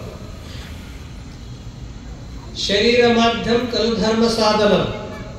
ಆರೋಗ್ಯ ಭಾಗ್ಯವೇ ಮಹಾನ್ ಸಂಪತ್ತು. ಇವತ್ತಿನ ದಿನದಲ್ಲಿ ಆರೋಗ್ಯ ಅಂತನ್ನೋದು ಬಹಳ ಮಹತ್ವಪೂರ್ಣವಾದದ್ದು. ಎರಡನೇದ್ದು ಮಾನಸಿಕ ಸಂಪತ್ತು, ಶಾಂತಿ ಸಂಪತ್ತು. ಮೂರನೇದ್ದು ನಮ್ಮ ಇಂದ್ರಿಯಗಳ ಸಬಲತಾ ಸಂಪತ್ತು. ಇವು ಮೂರು ಇರ್ಬೇಕು ಸುಖ ಅನುಭವಿಸ್ಬೇಕಾದ್ರೆ. ಇದು ಹೇಗಿರ್ಬೇಕಂದ್ರೆ ಇದನ್ನ ನಶ್ವರ ಅಂತ ಕೆಲವರು ಹೇಳಿದ್ರು. ಇದ್ರಾಗ ಏನದ? ಅಮೇಧ್ಯದ ಅಡಿಕೆ, ಮೂತ್ರದ ಕುಡಿಕೆ, ಎಲವಿನ ಅಡಕೆ, ಸುಡಲಿ ದೇಹವ ಒಡಲು ಹಿಡಿದು ಕೆಳಗರು ಚನ್ನಮಲ್ಲಿಕಾರ್ಜುನನ ಹರಿಮರುಳೆ ಅಂತ ಕಮಹನೆ ಬಿಡು. ಇದ್ರಾಗ ಏನದ? ಇದಕ್ಕೆ ಯಾಕಿಷ್ಟು ಮೋಹ? ಇದೊಂದು ಮಾಯಾ ದೇಹ ಅಂತ ಕೆಲವರು ಹೇಳಿದ್ರು. ಇನ್ನು ಕೆಲವರು ಹೇಳಿದ್ರು ದೇಹ ಅಂದ್ರನೇ ದೇವಾಲಯ, ದೇಹ ಅಂದ್ರನೇ ದೇಗುಲ. ಇದರಲ್ಲಿ ಯಾರು ವಾಸ ಮಾಡ್ತಾರಂದ್ರೆ ಸಾಕ್ಷಾತ್ ಪರಮಾತ್ಮನೇ ವಾಸ ಮಾಡ್ತಾರ. ಎಲ್ಲಾ ದೇವತೆಗಳು ಎಲ್ಲಿದಾರ? ದೇಹದೊಳಗ ಅದಾರ. ಯಾರ ಅಂತಃಕರಣ ಶುದ್ಧ ಅದ, ಯಾರ ಬುದ್ಧಿ ನಿರ್ಮಲದ, ಅಲ್ಲೇ ಎಲ್ಲಾ ದೇವತೆಗಳಂತ ಕೆಲವರು ಹೇಳಿದ್ರು. ಇನ್ನು ಕೆಲವರು ಹೇಳಿದ್ರು ಶರೀರದ ಕೊನೆ ಕ್ಷಣದ, ನಮ್ಮ ಜೀವನದಲ್ಲಿ ಕೊನೆ ಕ್ಷಣದವರೆಗೆ ಎಲ್ಲರೂ ಕೂಡ್ತೀವಿ, ಅಗಲ್ತೀವಿ. ಎಷ್ಟೋ ಸಲ ಕೂಡ್ತೀವಿ, ಅಗಲ್ತೀವಿ. ಒಮ್ಮೊಮ್ಮೆ ಒಬ್ಬೊಬ್ಬ ವ್ಯಕ್ತಿ ಬೇಕಾಗ್ತಾನ, ಒಮ್ಮೊಮ್ಮೆ ಒಬ್ಬೊಬ್ಬ ವ್ಯಕ್ತಿ ಬೇಡಾಗ್ತಾನೆ. ಯಾಕೆ? ಒಂದ್ಸಲ ನಮಗೆ ಬಹಳ ಪ್ರೀತಿ ಮಾಡ್ತೀವಿ, ಒಮ್ಮೊಮ್ಮೆ ದ್ವೇಷ ಮಾಡ್ತೀವಿ. ಯಾಕೆ? ಅನುಕೂಲ ಪ್ರತಿಕೂಲ. ನಮ್ಮ ಪರವಾಗಿ ಅವರು ಅನುಕೂಲ ಇದ್ರು ನಮಗ್ ಬಹಳ ಚಲೋ ಅಂತ ಹೇಳ್ತೀವಿ. ನಮಗ್ ಅನುಕೂಲ ಆಗಲಾರ್ದೆ ನಮ್ಗೆ ವಿರೋಧ ಮಾಡಕತ್ತಿದ್ರು ಚಲೋ ಅಲ್ಲ. ಮನೆಗೂ ಹಾಗೆ, ಮನೆಗೂ ಜಗಳ ಹಾಕತ್ತೆ ಹೋದ್ರೆ ಇಬ್ಬರಿಗೆ ಗುಣ ಒಂದಿಲ್ಲ. ಅದಕ್ಕೆ ನೀವು ಮದುವೆ ಆಗುವಾಗ ಏನ್ ಕೊಡಿಸ್ತೀರಿ? ಏನೋ 32 ಗುಣ ಕೊಡಿಸ್ತಾರಲ್ಲ, ಅವ್ರಿವ್ರು ಗುಣ ಕೊಡ್ಬೇಕು. ಹಾಗೆ ಗುಣ ಸ್ವಭಾವಗಳು ಕೂಡಿದ್ವು ಅಂದ್ರೆ ಎಲ್ಲಾ ಮುಹೂರ್ತಗಳಿದ್ದಂತೆ. ನೀವು ಯಾವ ಮುಹೂರ್ತ ಅಂದ್ರೆ ಶುಭ ಮುಹೂರ್ತ ಅಂದ್ರೆ ಗುಣಗಳು ಕೊಡ್ಬೇಕು, ಬದಲು ಸ್ವಭಾವಗಳು ಕೊಡ್ಬೇಕು, ಅರ್ಥ ಮಾಡ್ಕೊಂಡು ಹೋಗ್ಬೇಕು. ನೀವು ಯಾವ ಮುಹೂರ್ತ ಆ ಮಾತು ಅಲ್ಲ. ಜೀವನದ ಶುಭ ಮುಹೂರ್ತ ಅಂದ್ರೆ ಒಳ್ಳೆಯ ಸಮಯ, ಒಳ್ಳೆಯ ಮನಸ್ಸು. ಅದಕ್ಕಾಗಿ ನಮ್ಮ ಪೂಜ್ಯ ಬುದ್ಧಿಜಿಯವರು ಹೇಳ್ತಿದ್ರು, ಯಾವ ಮನೆ ಯಾರಿಗೂ ಕಾಣೋದಿಲ್ಲ, ಯಾವ ವ್ಯಕ್ತಿಗಳು ಯಾರಿಗೂ ಕಾಣೋದಿಲ್ಲ, ಯಾವ ಗ್ರಹ ನಕ್ಷತ್ರಗಳು ಯಾರಿಗೂ ಕಾಣೋದಿಲ್ಲ. ಕಾಡೋದೇನಾದ್ರೂ ಇದ್ರೂ ಒಂದು ಬಹಳ ದೊಡ್ಡದು ನಮ್ಮ ಮನಸ್ಸೇ. ಅದಕ್ಕಾಗಿ ಮನಸ್ಸನ್ನು ನಿರ್ಮಲ ಮಾಡೋದೇ ಎಲ್ಲ ಮಹತ್ ಸಾಧನ ಅಂತ ಹೇಳಿದ್ರು ಅವರು. ಅಂತ ಮನಸ್ಸನ್ನ ನಿರ್ಮಲ ಮಾಡಿಕೊಳ್ಳೋದಕ್ಕಾಗಿ ಶರಣಬಸವಾನಂದ ಮಹಾಸ್ವಾಮಿಗಳು ಮನಸ್ಸಿಗೆ ಏನ್ ಬೇಕು? ಸಂಘ. ಎಂಥವ್ರ ಸಂಘ? ಸಂಘದಾಗ ಎರಡದವ, ಒಳ್ಳೆಯವ್ರ ಸಂಘದ, ಇನ್ನೊಂದು ಕೆಟ್ಟ ವಿಚಾರಗಳ ಸಂಘದ. ಭಗವದ್ಗೀತೆಯಲ್ಲಿ ಇದನ್ನೇ ಗುಣತ್ರಯ ವಿಭಾಗ ಅಂತ ಹೇಳಿದ ಕೃಷ್ಣ ಪರಮಾತ್ಮ. ರಜೋಗುಣ, ತಮೋಗುಣ, ಸತ್ವಗುಣ, ಇವು ಗುಣಗಳಲ್ಲೇ ವಿಭಜನೆ ಮಾಡಿದ್ರು. ಕೆಲವ್ರು ಏನಿರ್ತಾರಂದ್ರೆ ಕುಂತಲ್ಲಿ ಕೊಡಂಗಿಲ್ಲ, ಯಾವಾಗಲೂ ಗಾಳಿ ಹಂಗ ಹರಿದಾಡ್ತಿರ್ತಾರೆ, ನೀರಿನಂಗ ಹರಿತಾ ಕೆಲಸ ಮಾಡ್ತಿರ್ತಾರೆ. ಅವ್ರ ಮನಸ್ಸು ಸುಮ್ಮನೆ ಕೊಡಂಗಿಲ್ಲ. ಯಾಕೆ ಕೊಡಂಗಿಲ್ಲ? ವ್ಯಾಪಾರ ಗೊತ್ತಿತ್ತಂದ್ರೆ ಇವ್ರ ಕಡೆ ಏನ್ ಲಾಭ ಸಿಗ್ತದ, ಅಲ್ಲಿ ಏನ್ ಲಾಭ ಸಿಗ್ತದ. ಇದಕ್ಕೆ ರಜೋಗುಣ ಅಂತ ಕರೀತಾರ. ತಮೋಗುಣ ಅಂದ್ರೆ ಏನಿರ್ತದ? ತಮೋಗುಣ ಅಂದ್ರೆ ಜಡತೆ, ಆಲಸ್ಯ, ನಿದ್ರಾ, ಇವು ತಮೋಗುಣ. ಸತ್ವಗುಣದಲ್ಲಿ ಹೇಗಿರ್ತದ? ಇನ್ನೊಬ್ಬರಿಗೆ ಯಾರಿಗೂ ಕೆಟ್ಟ ಮಾಡದಂತೆ ವಿನಯ, ಕರುಣ, ತಪ, ಜಪ, ಸಾಧನ ಇರ್ತದೆ. ಈ ಎಲ್ಲಾ ಗುಣತ್ರಯಗಳ ವಿಭಾಗವೇ ಮಹಾಭಾರತ. ಮಹಾಭಾರತದಾಗ ಏನದ? ಅದಕ್ಕೆ ಶಕುನಿ ಅಂದ ತಕ್ಷಣ ಎಲ್ಲರೂ ಏನ್ ಮಾಡ್ತೀವಿ? ಅವ್ರ ಚಿತ್ರ ಬಂದ್ಬಿಡ್ತದ ನಮ್ಮ ಮುಂದೆ. ಶಕುನಿ ಅಂದ್ರೆ ಜಗಳ ಹಚ್ಚೋದು, ಶಕುನಿ ಅಂದ್ರೆ ಇನ್ನೊಬ್ಬರನ್ನ ಹೇಗೆ ಕೆಳಗೆ ತರ್ಬೇಕಂತ. ದುರ್ಯೋಧನ ಅಂದ ತಕ್ಷಣ ನಮ್ಗೆ ಏನ್ ಬರ್ತದ? ಅಹಂಕಾರ, ಘಮಂಡ, ನಮ್ಮ ಶಕ್ತಿ ಸಾಮರ್ಥ್ಯ ಅಂತ ಬರ್ತದೆ. ಯುಧಿಷ್ಠರ ಅಂದ ತಕ್ಷಣ ನಮ್ಮ ಚಿತ್ರ ಏನ್ ಬರ್ತದ? ವಿನಯ, ಧರ್ಮಪಾಲನ, ಸತ್ಯ ನೀತಿಗಳ ಆಚರಣೆ. ಜೀವನದಲ್ಲಿ ಒಬ್ಬೊಬ್ಬ ವ್ಯಕ್ತಿಗಳು ಹೇಳಿದ ತಕ್ಷಣ ಒಂದು ಚಿತ್ರಣಗಳು ನಮ್ಮ ಮುಂದೆ ಬರ್ತವೆ. ಅರ್ಜುನ ಅಂದ್ರೆ ಏನು? ಸಾಧನ ಮಾಡೋದು, ಸಾಹಸ ಮಾಡೋದು, ಮತ್ತು ಅಷ್ಟೇ ಅಲ್ಲ ಯಾವಾಗಲೂ ಏಕಾಗ್ರತಾ ಚಿತ್ತದಿಂದಿರೋದು. ಇದೆಲ್ಲ ಅರ್ಜುನ ಪಾತ್ರ. ಹೀಗೆ ಪ್ರತಿಯೊಬ್ಬ ಗುಣಗಳಲ್ಲಿ ಏನದವಲ್ಲ, ಗುಣವೇ ಜೀವನಕ್ಕೆ ಇದಾಗ್ತದೆ. ಇವತ್ತು ಮಹಾಭಾರತದಲ್ಲಿ ಗುಣತ್ರಯ ವಿಭಾಗ. ಮಹಾಭಾರತ ಆಗಿದ್ದೇ ಗುಣಗಳಕ್ಕಾಗಿ. ಇದನ್ನೆಲ್ಲ ಕೂಡಿಸ್ಬೇಕಂದವ್ರು ಯಾರು? ಗುರು ಕೃಷ್ಣ. ಇವ್ರನ್ನೆಲ್ಲ ಕೂಡಿಸ್ಬೇಕು. ಅದಕ್ಕೆ ಏನ್ ನಾಶ ಮಾಡೋದು ಅಂತಂದ್ರೆ ವ್ಯಕ್ತಿ ನಾಶ ಮಾಡೋದಲ್ಲ, ಗುಣ ನಾಶ ಮಾಡೋದು. ಯಾವ ಗುಣ ಅಂದ್ರೆ ಅಸುರ ಗುಣ, ಯಾವ ಗುಣ ಅಂದ್ರೆ ಕೆಟ್ಟ ಗುಣಗಳು. ಅಂತ ಒಳ್ಳೆ ಗುಣಗಳಿಂದ ನಮ್ಮ ಮತಿಗೆ ಮಂಗಲವೀವುದು ಯಾವುದು ಅಂತ ಒಂದು ಪ್ರಶ್ನೆ ಮಾಡಿದ್ರು. ಮತಿಗೆ ಮಂಗಲ ಈವುದು ಅದು ಯಾವುದು? ಉತ್ತಮರ ಸಂಘ. ಮತಿಗೆ ಮಂಗಲ ಎಲ್ಲೋದ್ರೂ ಸಿಗ್ತದ, ಎಲ್ಲೋದ್ರೂ ಮತಿಗೆ ಮಂಗಲ ಆಗಲ್ಲ. ಉತ್ತಮರ ಸಂಘ ಯಾರು ಮತಿ ಶಾಂತ ಮಾಡ್ತಾರಂದ್ರೆ ಸಂತ ಮಹಾತ್ಮರ ಹತ್ರ ಹೋದ್ರೆ ಮತಿ ಶಾಂತ ಆಗ್ತದೆ. ಜೀವನದಲ್ಲಿ ಮಹಾತ್ಮ ಬಸವಣ್ಣವ್ರು ಹೇಳಿದ್ರಲ್ಲ ಇದನ್ನೇ, ಸಾರ ಸಜ್ಜನರ ಸಂಘವೇ ಲೇಸು ಕಂಡಯ್ಯ, ದೂರ ದುರ್ಜನರ ಸಂಘವೇ ಅದು ದೂರವಯ್ಯ. ಸಂಘದಲ್ಲಿ ಎರಡುಂಟು, ಒಂದು ಹಿಡಿ ಒಂದು ಬಿಡು, ಮಂಗಳಮೂರ್ತಿ ನಮ್ಮ ಕೂಡಲ ಸಂಗಮ ದೇವನ. ಮಂಗಳವಾದಂತ ಮೂರ್ತಿ ಆ ಕೂಡಲ ಸಂಗಮ ದೇವನನ್ನು ಒಲಿಸಿಕೊಳ್ಳಬೇಕಾದ್ರೆ ಉತ್ತಮರ ಸಂಘ. ಅದಕ್ಕಾಗಿ ಶರಣಬಸವಾನಂದ ಮಹಾಸ್ವಾಮಿಗಳು ಎಲ್ಲರಿಗೆ ಮನೆ ಮನೆಗೆ ಏನ್ ತಗೊಂಡು ಬರ್ತಿದ್ರು? ನಿಮ್ಗೆ ಆರೋಗ್ಯ ಆಗ್ಬೇಕಂದ್ರೆ ಯೋಗ ಮಾಡಿ, ತಲೆ ಶಾಂತ ಇರ್ಬೇಕಾದ್ರೆ 4 ಉತ್ತಮರ ಮಾತು ಕೇಳಿ, ಮನಸ್ಸು ಸ್ವಚ್ಛ ಆಗ್ಬೇಕಾದ್ರೆ ಸ್ವಲ್ಪ ಸೇವೆ ಮಾಡ್ರಂತ ತಿಳ್ಕೊಂಡು ಊರೂರಲ್ಲಿ ಹೋಗಿ ಒಬ್ಬರು ಸಂತರಾದ್ರೂ ಕೂಡ ಅವರೇ ಕಸ ಹೊಡೆದಿದ್ದಲ್ಲ. ನೀವು ಬರದೇ ಇದ್ರೆ ಮೊದಲೇ ಅವರು ಸ್ವಚ್ಛ ಕಸ ಹೊಡೆದು ಯೋಗಕ್ಕೆಲ್ಲ ತಯಾರು ಮಾಡಿರ್ತದ್ರು. ಅದಕ್ಕಾಗಿ ಸಂತರಂದ್ರೆ ಪರೋಪಕಾರಾಯ ಪುಣ್ಯಂ ಇದಂ ಶರೀರಂ ಅನ್ನುವಂತೆ, ಹೇಗೆ ನದಿಗಳು ಇನ್ನೊಬ್ಬರ ಪರೋಪಕಾರಕ್ಕಾಗಿ ಹರಿತಾ ಇವೆ, ಹೇಗೆ ಸೂರ್ಯನ ಬೆಳಕು ಪರೋಪಕಾರಕ್ಕಾಗಿದೆ, ಪರೋಪಕಾರಕ್ಕಾಗಿಯೇ ಪ್ರತಿಯೊಂದು ಗಿಡ ಮರ ಬಳ್ಳಿಗಳ ಕಾರ್ಯಗಳು ಮಾಡ್ತೀವಿಯೋ, ಹಾಗೆ ಸಂತ ಮಹಾತ್ಮರು ಕೂಡ ಸ್ವಾರ್ಥಕ್ಕಾಗಿಲ್ಲ, ದೀಪದ ಬೆಳಕು ತನ್ನನ್ನು ಸುಟ್ಟುಕೊಂಡು ಹೇಗೆ ಇನ್ನೊಬ್ಬರಿಗೆ ಪ್ರಕಾಶವನ್ನು ಕೊಡುತ್ತಿದೆಯೋ ಅದೇ ರೀತಿ ಜ್ಞಾನದ ಪ್ರಕಾಶವನ್ನು ಪ್ರಜ್ವಲಗೊಳಿಸಿದಂಥವರು ಶರಣಬಸವಾನಂದ ಮಹಾಸ್ವಾಮಿಗಳು. ಅವರು ನೀವು ಬಹಳ ಜನ ಅವರನ್ನು ನೋಡಿರಿ, ಕೇಳಿರಿ, ಅವರ ಸೇವೆ ಮಾಡಿರಿ. ಅದೇ ನಿಮ್ಮ ಭಾಗ್ಯ. ಜೀವನದಲ್ಲಿ ನಮ್ಗೆ ಏನ್ ಬರ್ತದ ಅಂತಂದ್ರೆ ನಮ್ಮ ತಲೆಯಲ್ಲಿ ಜ್ಞಾನದ ಬುತ್ತಿಯನ್ನೇನು ಸಂಗ್ರಹಿಸಿಕೊಂಡಿರ್ತಲ್ಲ ಅದೇ ಬರೋದು ನಮ್ಮ ಜೊತೆಗೆ. ಉಳಿದು ಬಾಹ್ಯ ಸಂಪತ್ತು ಯಾವುದು ನಮ್ಮ ಜೊತೆಗೆ ಬರಲ್ಲ. ಅಕಸ್ಮಾತ್ ಯಾವುದಾದ್ರೂ ನೀವು ತಗೊಂಡು ಹೋಗ್ಬೇಕಂತ ನೀವು ಪ್ರವಾಸಕ್ಕೆ ಒಂದು ಲಗೇಜ್ ತಗೊಂಡು ಹೋಗ್ತೀವಿ. ನಾವಿನ್ನ ಎಲ್ಲ ಬಿಟ್ಟು ಯಾತ್ರೆ ನಮ್ಗೆ ತಗೊಂಡು ಹೋಗೋರು ಅಂತ ತಿಳ್ಕೊಂಡು ನೀವು ಏನೇನು ಬಳಸಿರಲ್ಲ, ಬಂಗಾರ, ಬೆಳ್ಳಿ, ಕಾರು, ವಸ್ತ್ರ ಇವೆಲ್ಲ ಒಂದು ಏನ್ ಮಾಡ್ರಿ ಯಾತ್ರೆಗೆ ಲಗೇಜ್ ಮಾಡಿಡ್ರಿ, ನಾವು ತಗೊಂಡು ಹೋಗೋರು ಅಂತ. ನಿಮಗೆ ತಕರಾರು ಬೇರೆ ಮಾಡಲ್ಲ. ಯಾರು ತಕರಾರು ಮಾಡ್ತಾರ? ಮನೆಯಾಗ ಮಾಡ್ತಾರ. ಇದನ್ನೇ ತಗೊಂಡು ಹೋಗ್ತೀರಿ ನೀವು, ಇದು ಬಳಸಿ ಬಿಟ್ಟು ಹೋಗೋದು. ಅದಕ್ಕೊಬ್ರು ಭಾಳ ಚಂದ ಹೇಳಿದ್ರು ಮಹಾತ್ಮರು, ಈ ಜಗತ್ತಿನ ವಸ್ತುಗಳು ಹೇಗಿವೆ ಅಂತಂದ್ರೆ, ಒಂದು ದೊಡ್ಡ ಹೋಟೆಲ್ಗೆ ಹೋಗ್ತೀವಿ, ಎಲ್ಲಾ ಬಳಸ್ತೀವಿ, ಅದ್ರಾಗ ಏನೇನು ಬೇಕೋ ಅದನ್ನು ತಿಂತೀವಿ, ಕೊನೆಗೆಲ್ಲ ಪ್ಲೇಟ್ಗಳು, ತಟ್ಟೆಗಳು ಎಲ್ಲ ಅಲ್ಲೇ ಬಿಟ್ಟು ಹೋಗ್ತೇವೆ, ತಗೊಂಡು ಹೋಗ್ತೇವೆ. ಹಾಗೆ ಜಗತ್ತಿನಲ್ಲಿ ಎಲ್ಲಾ ಬಳಸ್ತೀವಿ, ಆ ಬಳಿಕ ಕೊನೆಗೆಲ್ಲ ಇಲ್ಲೇ ಬಿಟ್ಟು ಹೋಗ್ತೇವೆ. ಅದಕ್ಕಾಗಿ ಇದು ಜಗತ್ತಿಕ್ಕಿದ ವಿಧಿ ನಿನ್ನೊಡವೆ ಎಂಬುದು ಜ್ಞಾನರತ್ನ ನೋಡ. ಅಂತ ಜ್ಞಾನರತ್ನವನ್ನು ನೀನು ಅಲಂಕರಿಸಿದೆಯಾದರೆ ನಿನ್ನಂತ ಶ್ರೀಮಂತರಿಲ್ಲ ಕಾಣ ಗುಹೇಶ್ವರ ಅಂತ ಅಲ್ಲಮ ಪ್ರಭುಗಳು ಹೇಳಿದ್ರಲ್ಲ. ಜಗತ್ತಿನಲ್ಲಿ ನಾವು ಗಳಿಸೋದೊಂದು ಏನಾದ್ರೂ ಉತ್ತಮವಾದಂತ ಜ್ಞಾನದ ಬುದ್ಧಿ, ಉತ್ತಮವಾದಂತ ಧರ್ಮದ ಬುದ್ಧಿ, ಉತ್ತಮವಾದಂತ ಸೇವಾ ಬುದ್ಧಿಯೇ ನಮ್ಮನ್ನ ರಕ್ಷಣೆ ಮಾಡ್ತದೆ ವಿನಃ ಮತ್ಯಾವುದೂ ರಕ್ಷಣೆ ಮಾಡಲ್ಲ. ಇದೇ ಧರ್ಮ. ಅದನ್ನ ಕಲಿಸಿಕೊಡುವಂತವರು ಯಾರು ಅಂತಂದ್ರೆ ಗುರುಗಳು. ವೇದಾಂತ ಕೇಸರಿ ಮಲ್ಲಿಕಾರ್ಜುನ ಅಪ್ಪುಗಳವರು ಕೂಡ ಸಕಲ ವೇದ ಸಿದ್ಧಾಂತಗಳನ್ನೆಲ್ಲ ಅಧ್ಯಯನ ಮಾಡಿದರು. ಆದ್ರೆ ಎಲ್ಲ ಅಧ್ಯಯನ ಮಾಡಿ ಅವರು ಸರಳ ಭಾಷೆಯಲ್ಲಿ ಹೋಗಿ ಒಂದೊಂದು ಊರಲ್ಲಿ 6 ತಿಂಗಳಿದ್ದು ಪ್ರವಚನ ಮಾಡ್ತಾರೆ.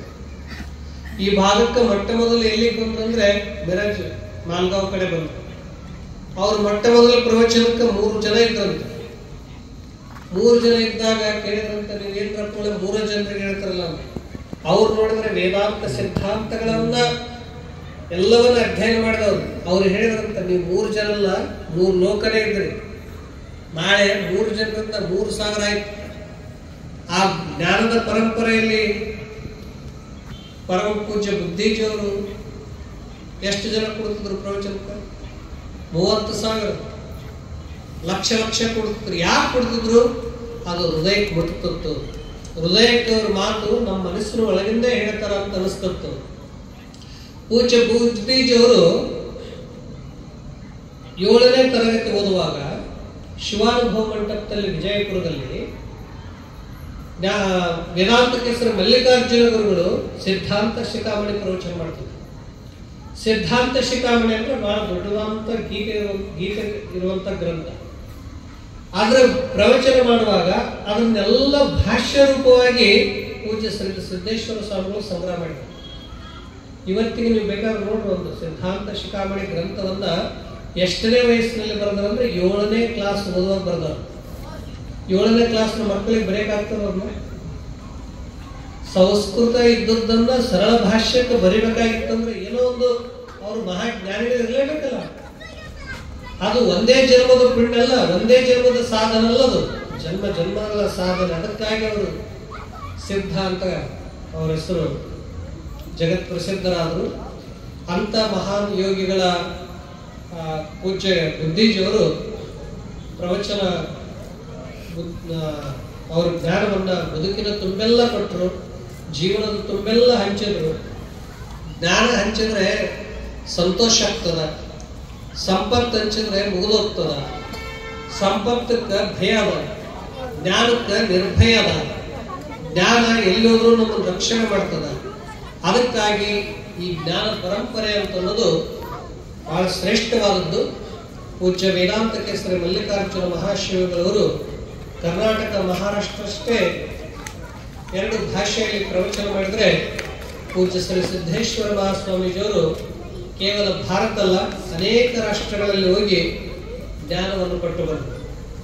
ಅದಕ್ಕಾಗಿ ಇವತ್ತವರು ಕೇವಲ ಒಂದು ರಾಜ್ಯಕ್ಕೆ ಸೀಮಿತ ಅಲ್ಲ, ಅವರು ವಿಶ್ವಸಂತ. ಅವರ ನುಡಿನಮನ ಕೇವಲ ಒಂದೇ ಸ್ಥಾನದಲ್ಲ, ಎಲ್ಲಾ ಕಡೆ ಓದಲ್ಲೆಲ್ಲ ಮನೆಗಳಲ್ಲಿ ಅವರ ನುಡಿನಮನೆ ಮಾಡ್ತಾರೆ. ಅವರು ಒಬ್ರು ಹೇಳಿದ್ರು, ಪೂಜ್ಯ ಬುದ್ಧೀಜಿಯವರು ಒಂದು ಇದು ಬರೆದಿಟ್ರು, ಅಂತಿಮ ಅಭಿವಂದನಾ ಪತ್ರ, ನಮ್ದು ಎಲ್ಲಿ ಏನು ಮಾಡಬೇಡಿ ಅಂತ. ಒಬ್ಬರಂದ್ರು ಒಂದು ಸ್ಮಾರಕ ಮಾಡಿದ್ರೆ ಚಲೋ ಆಗ್ತಿತ್ತು. ಅದಕ್ಕೆ ಸ್ಮಾರಕ ಮಾಡಿದ್ರೆ ಕೇವಲ ಒಂದೇ ಸ್ಥಾನದಲ್ಲಿ ಉಳಿತದ. ಅವರು ನಮ್ಮ ಹೃದಯ ಕೋಟಿ ಹೃದಯಗಳಲ್ಲೇ ಉಳಿದುಕೊಂಡಿರಲ್ಲ. ಇದಕ್ಕಿಂತ ಹೆಚ್ಚಿಗೆ ಮತ್ತೇನ್ ಬೇಕಾಗಿದೆ? ಕೋಟಿ ಕೋಟಿ ಹೃದಯ ಮಂದಿರದಲ್ಲೇ ಉಳ್ಕೊಂಡಿದ್ದಂಥವ್ರು ಒಬ್ಬ ಜ್ಞಾನದ ಗುರು. ಅದಕ್ಕಾಗಿ ಲೋಕದಂತೆ ಬಾರರು, ಲೋಕದಂತೆ ಇರರು, ಪುಣ್ಯದಂತೆ ಬಪ್ಪರು, ಜ್ಞಾನದಂತೆ ಇಬ್ಬರು, ಮುಕ್ತಿಯಂತೆ ಓಹರು ನೋಡ ಅನ್ನುವಂತೆ ಅವರು ಎಲ್ಲರೂ ಬಂದಂತೆ ಬರಲಿಲ್ಲ. ಚಿಕ್ಕ ವಯಸ್ಸಿನಲ್ಲೇ ಒಬ್ಬ ಜ್ಞಾನದ ಭಾಷ್ಯಗಳನ್ನು ಬರೆದು ಅವರಿಗೆ ಅಲ್ಲಿ ಚರ್ಚಂಡಲ್ಲಿ ಮೊದಲು ಹೈಸ್ಕೂಲ್ ಓದುವಾಗ 8ನೇ ತರಗತಿಯಿಂದ 10th ಹೈಸ್ಕೂಲ್ ಓದ್ತಾ ಇರುವ ಸಂದರ್ಭದೊಳಗ ಪೂಜ್ಯ ಮಲ್ಲಿಕಾರ್ಜುನ ಕೂಡ ಅಲ್ಲಿ ಕಳಿಸ್ಕೊಟ್ಟರು. ಆಗಿನ ಕಾಲದಂತೆ ಅನುಕೂಲ ಇದ್ದಿಲ್ಲ. ಒಂದು ಈಶ್ವರನ ಮಂದಿರದಲ್ಲಿ ಅವರು ದಿನ ಧ್ಯಾನ ಮಾಡ್ತಿದ್ರು. ಧ್ಯಾನ ಮಾಡುವಾಗ ಒಬ್ರು ಅವರಿಗೆ ಮಿತ್ರರಿದ್ರು, ಅಲ್ಲಿ ಮಿತ್ರರವರಿದ್ರು. ಆ ಸಂದರ್ಭದಲ್ಲಿ ಧ್ಯಾನ ಮಾಡುವ ಸಂದರ್ಭದಲ್ಲಿ ಒಂದೇನು ಬರ್ತದ ಅಂತಂದ್ರೆ, ಆಗಿನ ಕಾಲದಾಗ ಹಳೆ ಮಂದಿರಲ್ಲ, ಒಂದು ಚೋಳು ಬರ್ತದೆ. ಆ ಚೇಳು ಬಂದಾಗ ಅವ್ರ ಧ್ಯಾನದಾಗ ಹಾಗೆ ಮಗ್ನಾಗಿ ಕುಂತಿರ್ತಾರೆ. ಅವ್ರ ಗೆಳೆಯರಿರ್ತಾರಲ್ಲ, ಇನ್ನು ಗುರು ಸಣ್ಣವರು ಅವ್ರ ನಮ್ಮ ಗೆಳೆಯನಿಗಿಂತ ಕಡಿತದ ಬಾ ಅಂತ ತಿಳ್ಕೊಂಡು ಅದನ್ನು ಹೊರಗೆ ತಗೊಂಡಾಗ ಕೊಲ್ತಾರೆ. ಆ ಬಳಿಕ ಇವ್ರು ಧ್ಯಾನದಿಂದ ಎದ್ದು ಬಳಿಕ ಹೇಳಿದ್ರು, ಏನ್ರಿ ಗುರುಗಳೇ ನೀವು ಇಷ್ಟು ಧ್ಯಾನದಾಗ ಮಗ್ನಾಗಿ ಕುಂತ್ರಂಗ ನಿಮ್ಗೆ ಚೋಳ ಕಡಿತಿತ್ತು, ನಾನು ಅದನ್ನು ಹೊರಗೆ ತಗೊಂಡೋಗಿ ಬಂದೆ. ಅವ್ರಂದ್ರು ನೀವು ಕೊಲ್ಬಾರ್ದಿತ್ತು ಅಂತ. ಅದ್ರ ಸ್ಥಾನದಾಗ ಬಂದು ನಾವು ಕುಳಿತೀವಿ, ನೀ ಅದನ್ನ ಯಾಕೆ ಕೊಂದಿ? ಆ ಹುಡುಗನ ಅವು ಬಹಳ ತೀಕ್ಷ್ಣ ಮತ್ತೆಲ್ಲ. ಅವ್ರಂದ್ರು, ಗುರುಗಳೇ ಈಗ ಚೋಳ ಬಂತು ಯಾಕೆ ಕೊಂದೆ ಅಂದ್ರೆ, ನಾಳೆ ನಿಮ್ಮ ಹತ್ರ ಹುಲಿ ಬಂತಂದ್ರೆ ಏನ್ ಮಾಡ್ತೀರಿ? ಅದನ್ನೇನು ಮಾಡ್ಬೇಡಂತ್ರಿ. ಅವಾಗ ಗುರುಗಳು ಏನ್ ಹೇಳಿದ್ರು ಅಂದ್ರೆ, ಯಾರ ಮನಸ್ಸಿನಲ್ಲಿ ದಯಾ, ಕರುಣ, ಪ್ರೀತಿ, ಸ್ನೇಹ ಇರ್ತದಲ್ಲ, ಯಾವ ಕ್ರೂರ ಪ್ರಾಣಿಗಳು ಕೂಡ ಏನು ಮಾಡ್ಲಿಕ್ಕೆ ಸಾಧ್ಯ. ನಮ್ಮ ಮನಸ್ಸನ್ನ ಅರ್ಥ ಮಾಡಿಕೊಳ್ಳುವಂತ ಶಕ್ತಿ ಯಾರಲ್ಲಿ ಅದಂದ್ರೆ ಪ್ರಾಣಿ ಪಕ್ಷಿಗಳಲ್ಲಿ ಕೂಡ ಇದೆ. ನಾವು ಯಾವ ರೀತಿಯಾಗಿ ಇರ್ತೀವೋ ಆ ರೀತಿಯಾಗಿ ಅವು ಇರ್ತವೆ. ಅದಕ್ಕಾಗಿ ಒಬ್ರು ಸಮುದ್ರದ ದಂಡೆಯಲ್ಲಿ ಧ್ಯಾನ ಮಾಡ್ತಿದ್ರು. ಅವ್ರ ಧ್ಯಾನದಾಗ ಮಗ್ನಾದ್ರು ಅಂದ್ರೆ ಎಲ್ಲಾ ಪಕ್ಷಿಗಳು ಸುತ್ತಮುತ್ತ ಬಂದು ಕೂತು ಬಿಡೋದು. ಇದನ್ನು ನೋಡಿದವ್ರಿಗೆ ಆಶ್ಚರ್ಯ. ಪಕ್ಷಿ ಪ್ರಾಣಿಗಳು ಕೂಡ ಎಷ್ಟು ಪ್ರೀತಿಯಿಂದ ಬಂದು ಅವ್ರ ಹತ್ರ ಕೂಡ್ತಾವಲ್ಲ. ಆದ್ರೆ ಒಬ್ಬ ಬೇಟೆಯಾಡೋ ಮನುಷ್ಯನಿಗೆ ಹುಡುಕ್ತಾ ಹೋದ್ರು ಕೂಡ ಸಿಗಲ್ಲ. ಯಾಕೆ? ಇವ ಕ್ರೂರದಲ್ಲ, ಇವ ಹಿಂಸಕ ಅದಲ್ಲ, ಇವ ನಮ್ಮ ದೇಶಿ ಅನ್ನೋಂತ ಅವ್ರಿಗೆ ಗೊತ್ತು. ಆದ್ರೆ ಏನಾಯ್ತು ಒಂದ್ಸಲ ಅಂದ್ರೆ, ಆ ಸಂತ್ರೆ ಧ್ಯಾನ ಮಾಡ್ತಿದ್ರಲ್ಲ, ಇನ್ನೊಬ್ಬ ಬೇಟೆಗಾರನಂತರ ಅವ್ರು ಬರ್ತಿದ್ದಿಲ್ಲಲ್ಲ. ಆ ಬೇಟೆ ಆಡೋ ಮನುಷ್ಯನ ತಲೆಗೆ ಏನ್ ಬಂತು, ಈ ಸಂತ್ರನ ಹೇಗಾದ್ರೂ ಮಾಡಿ ನನ್ನ ಕೈಗೆ ತಗೋಬೇಕು. ದಿನ ಬೇಕಾದಷ್ಟು ಪಕ್ಷಿಗಳು ನಮ್ಮ ಕೈಗೆ ಸಿಗ್ತಾವ. ಹೇಗೆ ಸಿಗ್ತಾವ ಅಂದ್ರೆ, ಸಂತರು ಸುಮ್ಮನೆ ಧ್ಯಾನ ಮಾಡ್ತಾ ಕುಳಿತಿರ್ತಾರ, ಪಕ್ಷಿಗಳು ಬರ್ತಾವ, ಧ್ಯಾನ ಕುಂತಂದು ಕೂಡ್ಬೇಕು, ಬಂದ ತಕ್ಷಣ ಇಳಿಬೇಕು. ಆ ಬೇಟೆಯಾಡೋ ಮನುಷ್ಯ ಸಂತರ ಮನಸ್ಸನ್ನು ಬದಲಾವಣೆ ಮಾಡ್ಲಿಕ್ಕೆ ಪ್ರಯತ್ನ ಮಾಡಿ, ನಿಮ್ಗೆ ಏನ್ ಬೇಕು ಎಲ್ಲ ಕೊಡ್ತೇನೆ, ನಮಗೂ ಪಕ್ಷಿಗಳು ಕೊಡ್ಬೇಕು. ಸಂತರ ಮನಸ್ಸು ಸ್ವಲ್ಪ ಬದಲಾಯಿತು. ಅವಾಗ ಅವರು ಆಯ್ತು ಅಂತ ತಿಳ್ಕೊಂಡು ದಿನ ಭಗವಂತನಲ್ಲಿ ಧ್ಯಾನ ಮಾಡ್ತಿದ್ರು. ಭಗವಂತನ ಮೇಲೆ ಮನಸ್ಸನ್ನ ಕೇಂದ್ರೀಕರಿಸಿ ಧ್ಯಾನ ಮಾಡ್ತಿದ್ರಲ್ಲ, ಅಂತ ಏನಾಯ್ತು ಅಂದ್ರೆ ಭಗವಂತನ ಮೇಲೆ ಮನಸ್ಸು ಬದಲಾಗಿ ಪಕ್ಷಿಗಳು ಬರ್ತಾವಂತ ಧ್ಯಾನ ಮಾಡಕ್ಕೆ.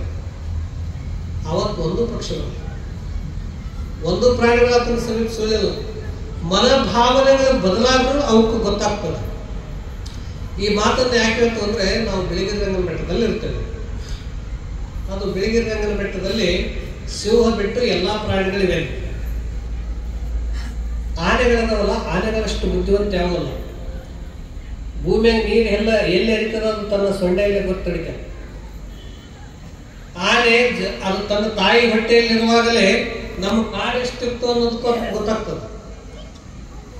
ನಮ್ಮ ಜಾಗ ಯಾರ್ಯಾರು ಕಾಡಿನಾಗ ಬಂದು ಆಕ್ರಮಣ ಮಾಡ್ಕೊಂಡ್ರ ಅನ್ನೋದಕ್ಕೂ ಅಂತ ಗೊತ್ತಾಗ್ತದೆ. ಯಾವ್ದಕ್ಕ? ಆನೆ. ಅದಕ್ಕೆ ಯಾವ ದೇವತೆ ಅಂತೀವಿ ನಾವು? ಗಣಪತಿ. ಬಹಳ ಬುದ್ಧಿವಂತ ಆನೆ ಅದಕ್ಕಾಗಿ ನಾವು ಗಣಪತಿ ಅಂತೀವಿ. ಅಷ್ಟೇ ಅಲ್ಲ, ಅದು 10 ಕಿಲೋಮೀಟರ್ದಲ್ಲಿ ಎಲ್ಲಿ ನೀರಿದೆ, ಎಲ್ಲಿ ಹಣ್ಣಿದೆ, ಯಾವ ಜನ ಇದ್ದಾರೆ ಎಲ್ಲ ಗುರುತಿಸುವಂತ ಒಂದು ವಿಶೇಷವಾದಂತ ಶಕ್ತಿ ಆನೆಗೆ. ನಾವು ಹಿಂಸೆ ಮಾಡ್ತೀವೋ ಅಹಿಂಸೆ ಮಾಡ್ತೀವೋ, ನಮ್ಮ ಮನಸ್ಸಂಗದಂತೂ ಕೂಡ ಆನೆ ಗೊತ್ತಾಗ್ತದೆ. ಅವು ಇಷ್ಟು ಸೂಕ್ಷ್ಮ ಸಂವೇದನಾ ಶಕ್ತಿ ಇರಲ್ಲ. ಆನೆ ಎಷ್ಟು ಸೂಕ್ಷ್ಮ ಸಂವೇದನಾ ಶಕ್ತಿ ಯಾವ ಪ್ರಾಣಿಗಳಿಲ್ಲ. ಮೊನ್ನೆ ಅಲ್ಲಿ ಚಾಮರಾಜನಗರ ಫಾರೆಸ್ಟ್ ಆಫೀಸ್ ಕಾಡಿನಾಗ ಒಂದು ಆನೆ ಸತ್ತಿತ್ತು. ಒಂದು ಫಾರೆಸ್ಟ್ ಆಫೀಸರ್ ಏನ್ ಮಾಡಿದ್ರು ಅಂತಂದ್ರೆ ರಾತ್ರಿ ಒಂದು ಕ್ಯಾಮ್ರಾ ಹಾಕಿದ್ರು, ಕಟ್ಟಿದ್ರು, ನೋಡೋಣ ಅಂತ ತಿಳ್ಕೊಂಡು ಅದು ಆನೆಯಲ್ಲೇ ಬಿಟ್ಟು ಕ್ಯಾಮ್ರಾ ಕಟ್ಟಿದ್ರೆ ಇಡೀ ಕಾಡಿನಲ್ಲಿರುವಂತ ಅಂದು ರಾತ್ರಿ 20 ಆನೆಗಳು ಬಂದು ಅವುಗಳ ಸುತ್ತಾಕಿ ಹೋದು. ಎದಕ್ಕೆ ಸುತ್ತಾಕೋದು? ಎಲ್ಲೆಲ್ಲೋ ಇರುವಂತ ಆನೆಗಳು ಅವು ಈ ಆನೆ ಸತ್ತದ್ದು ಅವಕ್ಕೆ ಗೊತ್ತಾಯ್ತು. ಅಂದ್ರೆ ಮನುಷ್ಯನಕ್ಕಿಂತ ಎಷ್ಟು ಬುದ್ಧಿವಂತದ. ಅಷ್ಟೇ ಅಲ್ಲ, ಒಂದು ಅದರಲ್ಲಿ ಪ್ರಮುಖವಾಗಿರುವಂತ ಆನೆ ಇರ್ತದಲ್ಲ, ತಾನು ದೇಹ ಬಿಡುವಾಗ ಅದು ಜ್ಞಾನ ಎಲ್ಲ ಇನ್ನೊಂದು ಆನೆಗೆ ಕೊಟ್ಟು ಹೋಗ್ತದ. ಏನ್ ಕೊಟ್ಟು ಹೋಗ್ತದಂದ್ರೆ ಎಲ್ಲಿ ನೀರದ ಎಲ್ಲಿ ಇದದ ಅಂತ ಅನ್ನೋದಕ್ಕೆ ಎಲ್ಲಾ ಜ್ಞಾನವನ್ನ ಇನ್ನೊಂದು ಆನೆಗೆ ಕೊಟ್ಟು ಹೋಗ್ತದ. ನಾವು ನಮ್ಮ ಸಂಪತ್ತು ಕೊಟ್ಟು ಹೋಗ್ತಾವ, ಅವಕ್ಕೆ ಅಷ್ಟು ಬುದ್ಧಿವಂತ ಪ್ರಾಣಿ. ಆದ್ರೆ ಇಂಥ ಒಂದು ಪ್ರಾಣಿ ಪ್ರಪಂಚ ಇದೆ. ಅಲ್ಲಿ ನಮ್ಮ ಒಬ್ಬ ಸ್ವಾಮಿ ನಿರ್ಮಲಾನಂದರು ಅಂತ ಆಗೋದು ಆ ಕಾಡಿನಲ್ಲಿ ಇದ್ರು. ಅವರು ಸ್ವಾಮಿ ನಿರ್ಮಲಾನಂದರು ಅಂದ್ರೆ ಮೊದಲು ಮಿಲಿಟರಿ ಮೇಜರ್ ಯೋಧರಾಗಿ ಹಿರೋಶಿಮಾ ನಾಗಾಸಾಕಿ ಯುದ್ಧ, ರಷ್ಯಾ ಕಮ್ಯುನಿಸಂ, ಭಾರತ ವಿಭಜನೆಯಲ್ಲೆಲ್ಲ ಭಾಗವಹಿಸಿ ಆ ಯುದ್ಧದ ಎಲ್ಲಾ ಘಟನೆಗಳನ್ನು ನೋಡಿ ಇದನ್ನು ಬ್ಯಾಡ್ ಅಂತ ತಿಳ್ಕೊಂಡು ರಾಜೀನಾಮೆ ಕೊಟ್ಟು ಅಂದೆ ಅವ್ರು ಏನ್ ಮಾಡಿದ್ರು ಅಂದ್ರೆ 6 ವರ್ಷ 180 ದೇಶ ಯಾತ್ರೆ ಮಾಡಿ ಬಂದ್ರು. ಎಲ್ಲ ಟಾಲ್ಸ್ಟಾಯ್ ಮೊಮ್ಮಕ್ಕಳು, ಹಿಟ್ಲರ್ ವಂಶಸ್ಥರು ಎಲ್ಲರಿಗೆ ಭೇಟಿಯಾಗಿ ಕೊನೆಗೆ ಭಾರತಕ್ಕೆ ಬಂದರು.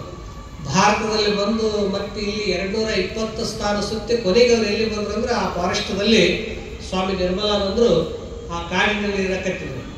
11 ವರ್ಷ ಮೌನ ಮಾಡಿದ್ರು, ಯಾರ ಜೊತೆಗೂ ಮಾತಾಡಲಿಲ್ಲ. 11 ವರ್ಷ ಒಂದು ಕೇವಲ ಕಾಡಿನ ಪ್ರಾಣಿಗಳ ಮಧ್ಯದಲ್ಲಿ ಇದ್ದುಕೊಂಡು ಇದ್ದಾಗ ಆಗ ಜನ ಬರ್ಲಿಕ್ಕತ್ತಿದ್ರು. ಸ್ವಲ್ಪ ರೂಮ್ಗಳು ಮಾಡಿದ್ರು. ರೂಮ್ಗಳು ಮಾಡಿ ಅಲ್ಲೆಲ್ಲ ವಿದೇಶಿಗರು ಬಂದು ಸಾಧನೆ ಮಾಡ್ತಿದ್ರು. ಅವ್ರು ಒಂದಿನ ಸುಮ್ಮನೆ ಇಲ್ಲಿ ಧ್ಯಾನ ಕುಳಿತಾಗ ಒಂದು ಜಿಂಕೆ ಸಮೂಹ ಬರ್ತದೆ. ಒಂದು ಜಿಂಕೆ ಸಮೂಹ ಬಂದಾಗ ಒಂದು ಜಿಂಕೆ ಮರಿ ಬಂದು ಅವ್ರ ಗುರುಗಳು ತಡೆ ಮೇಲೆ ಕೊಡ್ತಾರೆ. ಯಾಕಂದ್ರೆ ಪ್ರಾಣಿಗಳು ಯಾವ ತನ್ನ ಗುಂಪನ್ನು ಬಿಟ್ಟು ಬರಂಗಿಲ್ಲ. ತನ್ನ ಗುಂಪನ್ನು ಬಿಟ್ಟು ಯಾವ ಪ್ರಾಣಿಗಳು ಬರಲ್ಲ. ಮರಿ ಅಂತೂ ಮೊದಲೇ ಬರಲ್ಲ. ಆಗ ಒಂದು ಮರಿ ಬಂದು ಏನ್ ಮಾಡಿತ್ತು, ಗುರುಗಳು ತಡೆ ಮೇಲೆ ಕೊಡ್ತು. ಆ ಗುಂಪು ಎಲ್ಲ ದಾರಿ ಕಾಯ್ಕತ್ತಿ, ಮರಿ ಬರ್ತದೇನೋ ಕರ್ಕೊಂಡು ಹೋಗ್ಬೇಕಂತ. ಆ ಮರಿ ಒಟ್ಟು ಅವ್ರ ಕಡೆ ತನ್ನ ಗುಂಪಿಗೆ ಹೋಗಲ್ಲ ವಾಪಸ್. ಅವು ದಾರಿ ಕಾಯ್ದು ಬಿಟ್ಟು ಹೋಗ್ಬಿಟ್ಟು ಗುರುಗಳಿಗೆ ಅದಕ್ಕೆ ಬಹಳ ಸ್ನೇಹ ಬೆಳೀತು. ಗುರುಗಳು ಅದಕ್ಕೊಂದು ಹೆಸರಿಟ್ಟರು ಬಂಬಿ ಅಂತ. ಅದು 10 ವರ್ಷ ಗುರುಗಳ ಹತ್ರ ಇತ್ತು. ಅದೇನ್ ಮಾಡೋದು ಅಂದ್ರೆ ಆಟ ಆಡೋದು, ಅವ್ರ ಮುಂದೆ ಎಲ್ಲ ಕುಂದ್ರೋದು, ಅದನ್ನ ಇವರು ನೋಡ್ಕೊಂತ ಆರಾಮಿದ್ರು. ಒಂದಿನ ಕರ್ನಾಟಕ ಸರ್ಕಾರ ರೂಲ್ಸ್ ಮಾಡ್ತಾರೆ. ಏನ್ ರೂಲ್ಸ್ ಮಾಡ್ತಾರಂದ್ರೆ ಯಾವ ಪಕ್ಷಿ ಪ್ರಾಣಿಗಳು ಯಾರು ಸಾಕಬಾರ್ದು, ಕರ್ನಾಟಕದಾಗ ಯಾರು ಸಾಕಬಾರ್ದು, ಆನೆ ಇರ್ಲಿ ಕರಡಿರ್ಲಿ ಯಾವ ಸಾಕಬಾರ್ದು. ಅವಾಗ ಗುರುಗಳು ಏನ್ ವಿಚಾರ ಮಾಡ್ತಾರಂದ್ರೆ, ಆಯ್ತು ಇದು ನಮ್ಮ ಕಡೆ 10 ವರ್ಷ ಬಂಬಿ ಇತ್ತು, ಇದಂತೂ ಇನ್ನು ದೊಡ್ಡದಾಗಿದೆ, ಬೇಕಾದಲ್ಲಿ ಬದುಕ್ತದ, ಕಾಡಿನಾಗ ಹೋಗಿ ಬಿಟ್ಬಿಡೋಣ ನಾಳೆ ಅಂತ ವಿಚಾರ ಮಾಡ್ತಾರೆ. ಅವ್ರು ಏನು ಅಂದು ವಿಚಾರ ಮಾಡಿದ್ರು, ಮರದನ್ನ ಕರ್ಕೊಂಡ ಪ್ರಾಣಿ ಬಿಟ್ಟು ಬರ್ಬೇಕಂದಿದ್ರು, ಅಂದೇ ತನ್ನ ಸ್ವಂತ ಶಕ್ತಿಯಿಂದ ಪ್ರಾಣ ಬಿಟ್ಟು ಬಿಡ್ತಾರೆ. ಯಾವುದು ಜಿಂಕೆ. ಇದು ಕಥೆಯಲ್ಲಿ ನೋಡಿದ ಘಟನೆ. ಪ್ರಾಣ ಬಿಟ್ಟ ತಕ್ಷಣ ಗುರುಗಳಿಗೆ ಎಷ್ಟು ದುಃಖ ಆಗ್ತದಲ್ಲ, ಎಂಥ ನಾನು ಇದು ಮಾಡಿಬಿಟ್ಟೆ, ನನ್ನ ಸೂಕ್ಷ್ಮ ಸಂವೇದನವನ್ನು ಅದು ಅರಿತುಕೊಂಡಿತ್ತಲ್ಲ, ನನ್ನ ಭಾವನೆಗಳನ್ನು ಅದು ತಿಳ್ಕೊಂತಿತ್ತಲ್ಲ. ನೋಡಿಲ್ಲ, ಮನುಷ್ಯನಿಗಿಂತ ಅದು ಅವ್ರಿಗೆ ಏನ್ ಕಲಿಸಿತ್ತಂದ್ರೆ ಒಂದು ಹೊಸ ಪಾಠ ಕಲಿಸಿತು. ಅದಕ್ಕಾಗಿ ಆ ಜಿಂಕೆದೊಂದು ಇವತ್ತಿಗೂ ಸ್ಟ್ಯಾಚ್ಯೂ ಮಾಡಿ ಹಾಕ್ತಾರೆ ನಮ್ಮ ಗುರುಗಳಲ್ಲಿ. ಅದು ಜಿಂಕೆದೊಂದು ಸ್ಟ್ಯಾಚ್ಯೂ ಮಾಡಿ ಅದನ್ನೆಲ್ಲ ಏನೇನು ಕಲಿಸಿತು ಅಂತ ಅನ್ನೋದಕ್ಕಾಗಿ ಅಲ್ಲಿ ಅದನ್ನ ಇಟ್ಟ. ಅಂದ್ರೆ ಪ್ರಾಣಿಗಳು ಕೂಡ ಮನುಷ್ಯನಿಗೆ ಏನ್ ತಿಳ್ಕೊಂತಾವ, ಭಾವನೆಗಳನ್ನು ತಿಳ್ಕೊಂತಾವ, ಸೂಕ್ಷ್ಮ ಸಂವೇದನೆಗಳನ್ನು ತಿಳ್ಕೊಂತಾವ. ಅವ್ರು ಏನ್ ಮಾಡಿದ್ರು ಅಂದ್ರೆ ಇಂಥ ಒಂದು ಪ್ರಾಣಿಗಳೇ ಕೂಡ ತಮಗ ಬೇಡ ಆಯ್ತಂದ್ರೆ ತನ್ನ ಒಂದು ಶಕ್ತಿಯಿಂದ ಪ್ರಾಣ ಬಿಡ್ತಾ ಬಂದಾಗ ಮನುಷ್ಯನೂ ಯಾಕೆ ಬಿಡಬಾರ್ದು, ಮನುಷ್ಯನು ತನ್ನ ಬೇಕಾದಂತ ಸಂದರ್ಭದಲ್ಲಿ ಯಾಕೆ ನಾವು ಯೋಗ ಶಕ್ತಿಯಿಂದ ಹೋಗಬಾರ್ದು ಅನ್ನೋದನ್ನು ಅವರು ಹೊಸದು. ಅದಕ್ಕೆ ಯಾವ ಪ್ರಾಣಿಗಳು ನೋಡ್ರಿ ಎಲ್ಲಿ ದೇಹ ಬಿಡ್ತಾವೆ ಇಲ್ಲಿ ಗೊತ್ತಾಗಲ್ಲ, ಯಾವ ಹಾಸ್ಪಿಟ್ಲಿಗೆ ಹೋಗಲ್ಲ, ಎಲ್ಲಿ ಹೋಗಲ್ಲ. ಬೇಡಾಗಿತ್ತಂದ್ರೆ ಅನ್ನ ನೀರು ಕಡಿಮೆ ಮಾಡ್ತಾ ತಮ್ಮ ಪ್ರಾಣವನ್ನೇ ಬಿಟ್ಟು ಬಿಡ್ತಾವೆ. ಇನ್ನು ಕೆಲವು ಪ್ರಾಣಿಗಳು ಏನ್ ಮಾಡ್ತಾವಂದ್ರೆ ತಮಗೆ ತಿನ್ನುವಂತ ಪ್ರಾಣಿಗಳಲ್ಲಿ ಹೋಗಿ ಆಹಾರ ಆಗಿ ತಮ್ಮ ದೇಹವನ್ನು ಅವು ಕೂಡ ದೇಹವನ್ನು ಅರ್ಪಣೆ ಮಾಡ್ತಾವೆ. ನಾ ಇದೆಲ್ಲ ಯಾಕೆ ಹೇಳ್ತಾರಂದ್ರೆ ಕಾಡಿನಲ್ಲಿರೋದಕ್ಕಾಗಿ ಈ ರೀತಿಯಾಗಿ ಕಾಡಿನ ಪ್ರಾಣಿಗಳ ಜೀವನದ, ಪಕ್ಷಿಗಳ ಜೀವನದ ಇದನ್ನೆಲ್ಲ ನೋಡಿಕೊಂಡು ಅವರು ಸ್ವಾಮಿ ನಿರ್ಮಲಾನಂದರು 40 ವರ್ಷ ಅವ್ರಿಗೆ ಅದು ಆಶ್ರಮದಾಗಿದ್ರು, ತಪಸ್ಸು ಮಾಡಿದ್ರು. 40 ವರ್ಷ ತಾವೇ ಅಡಿಗೆ ಮಾಡ್ಕೊಂಡು ಊಟ ಮಾಡಿದ್ರು.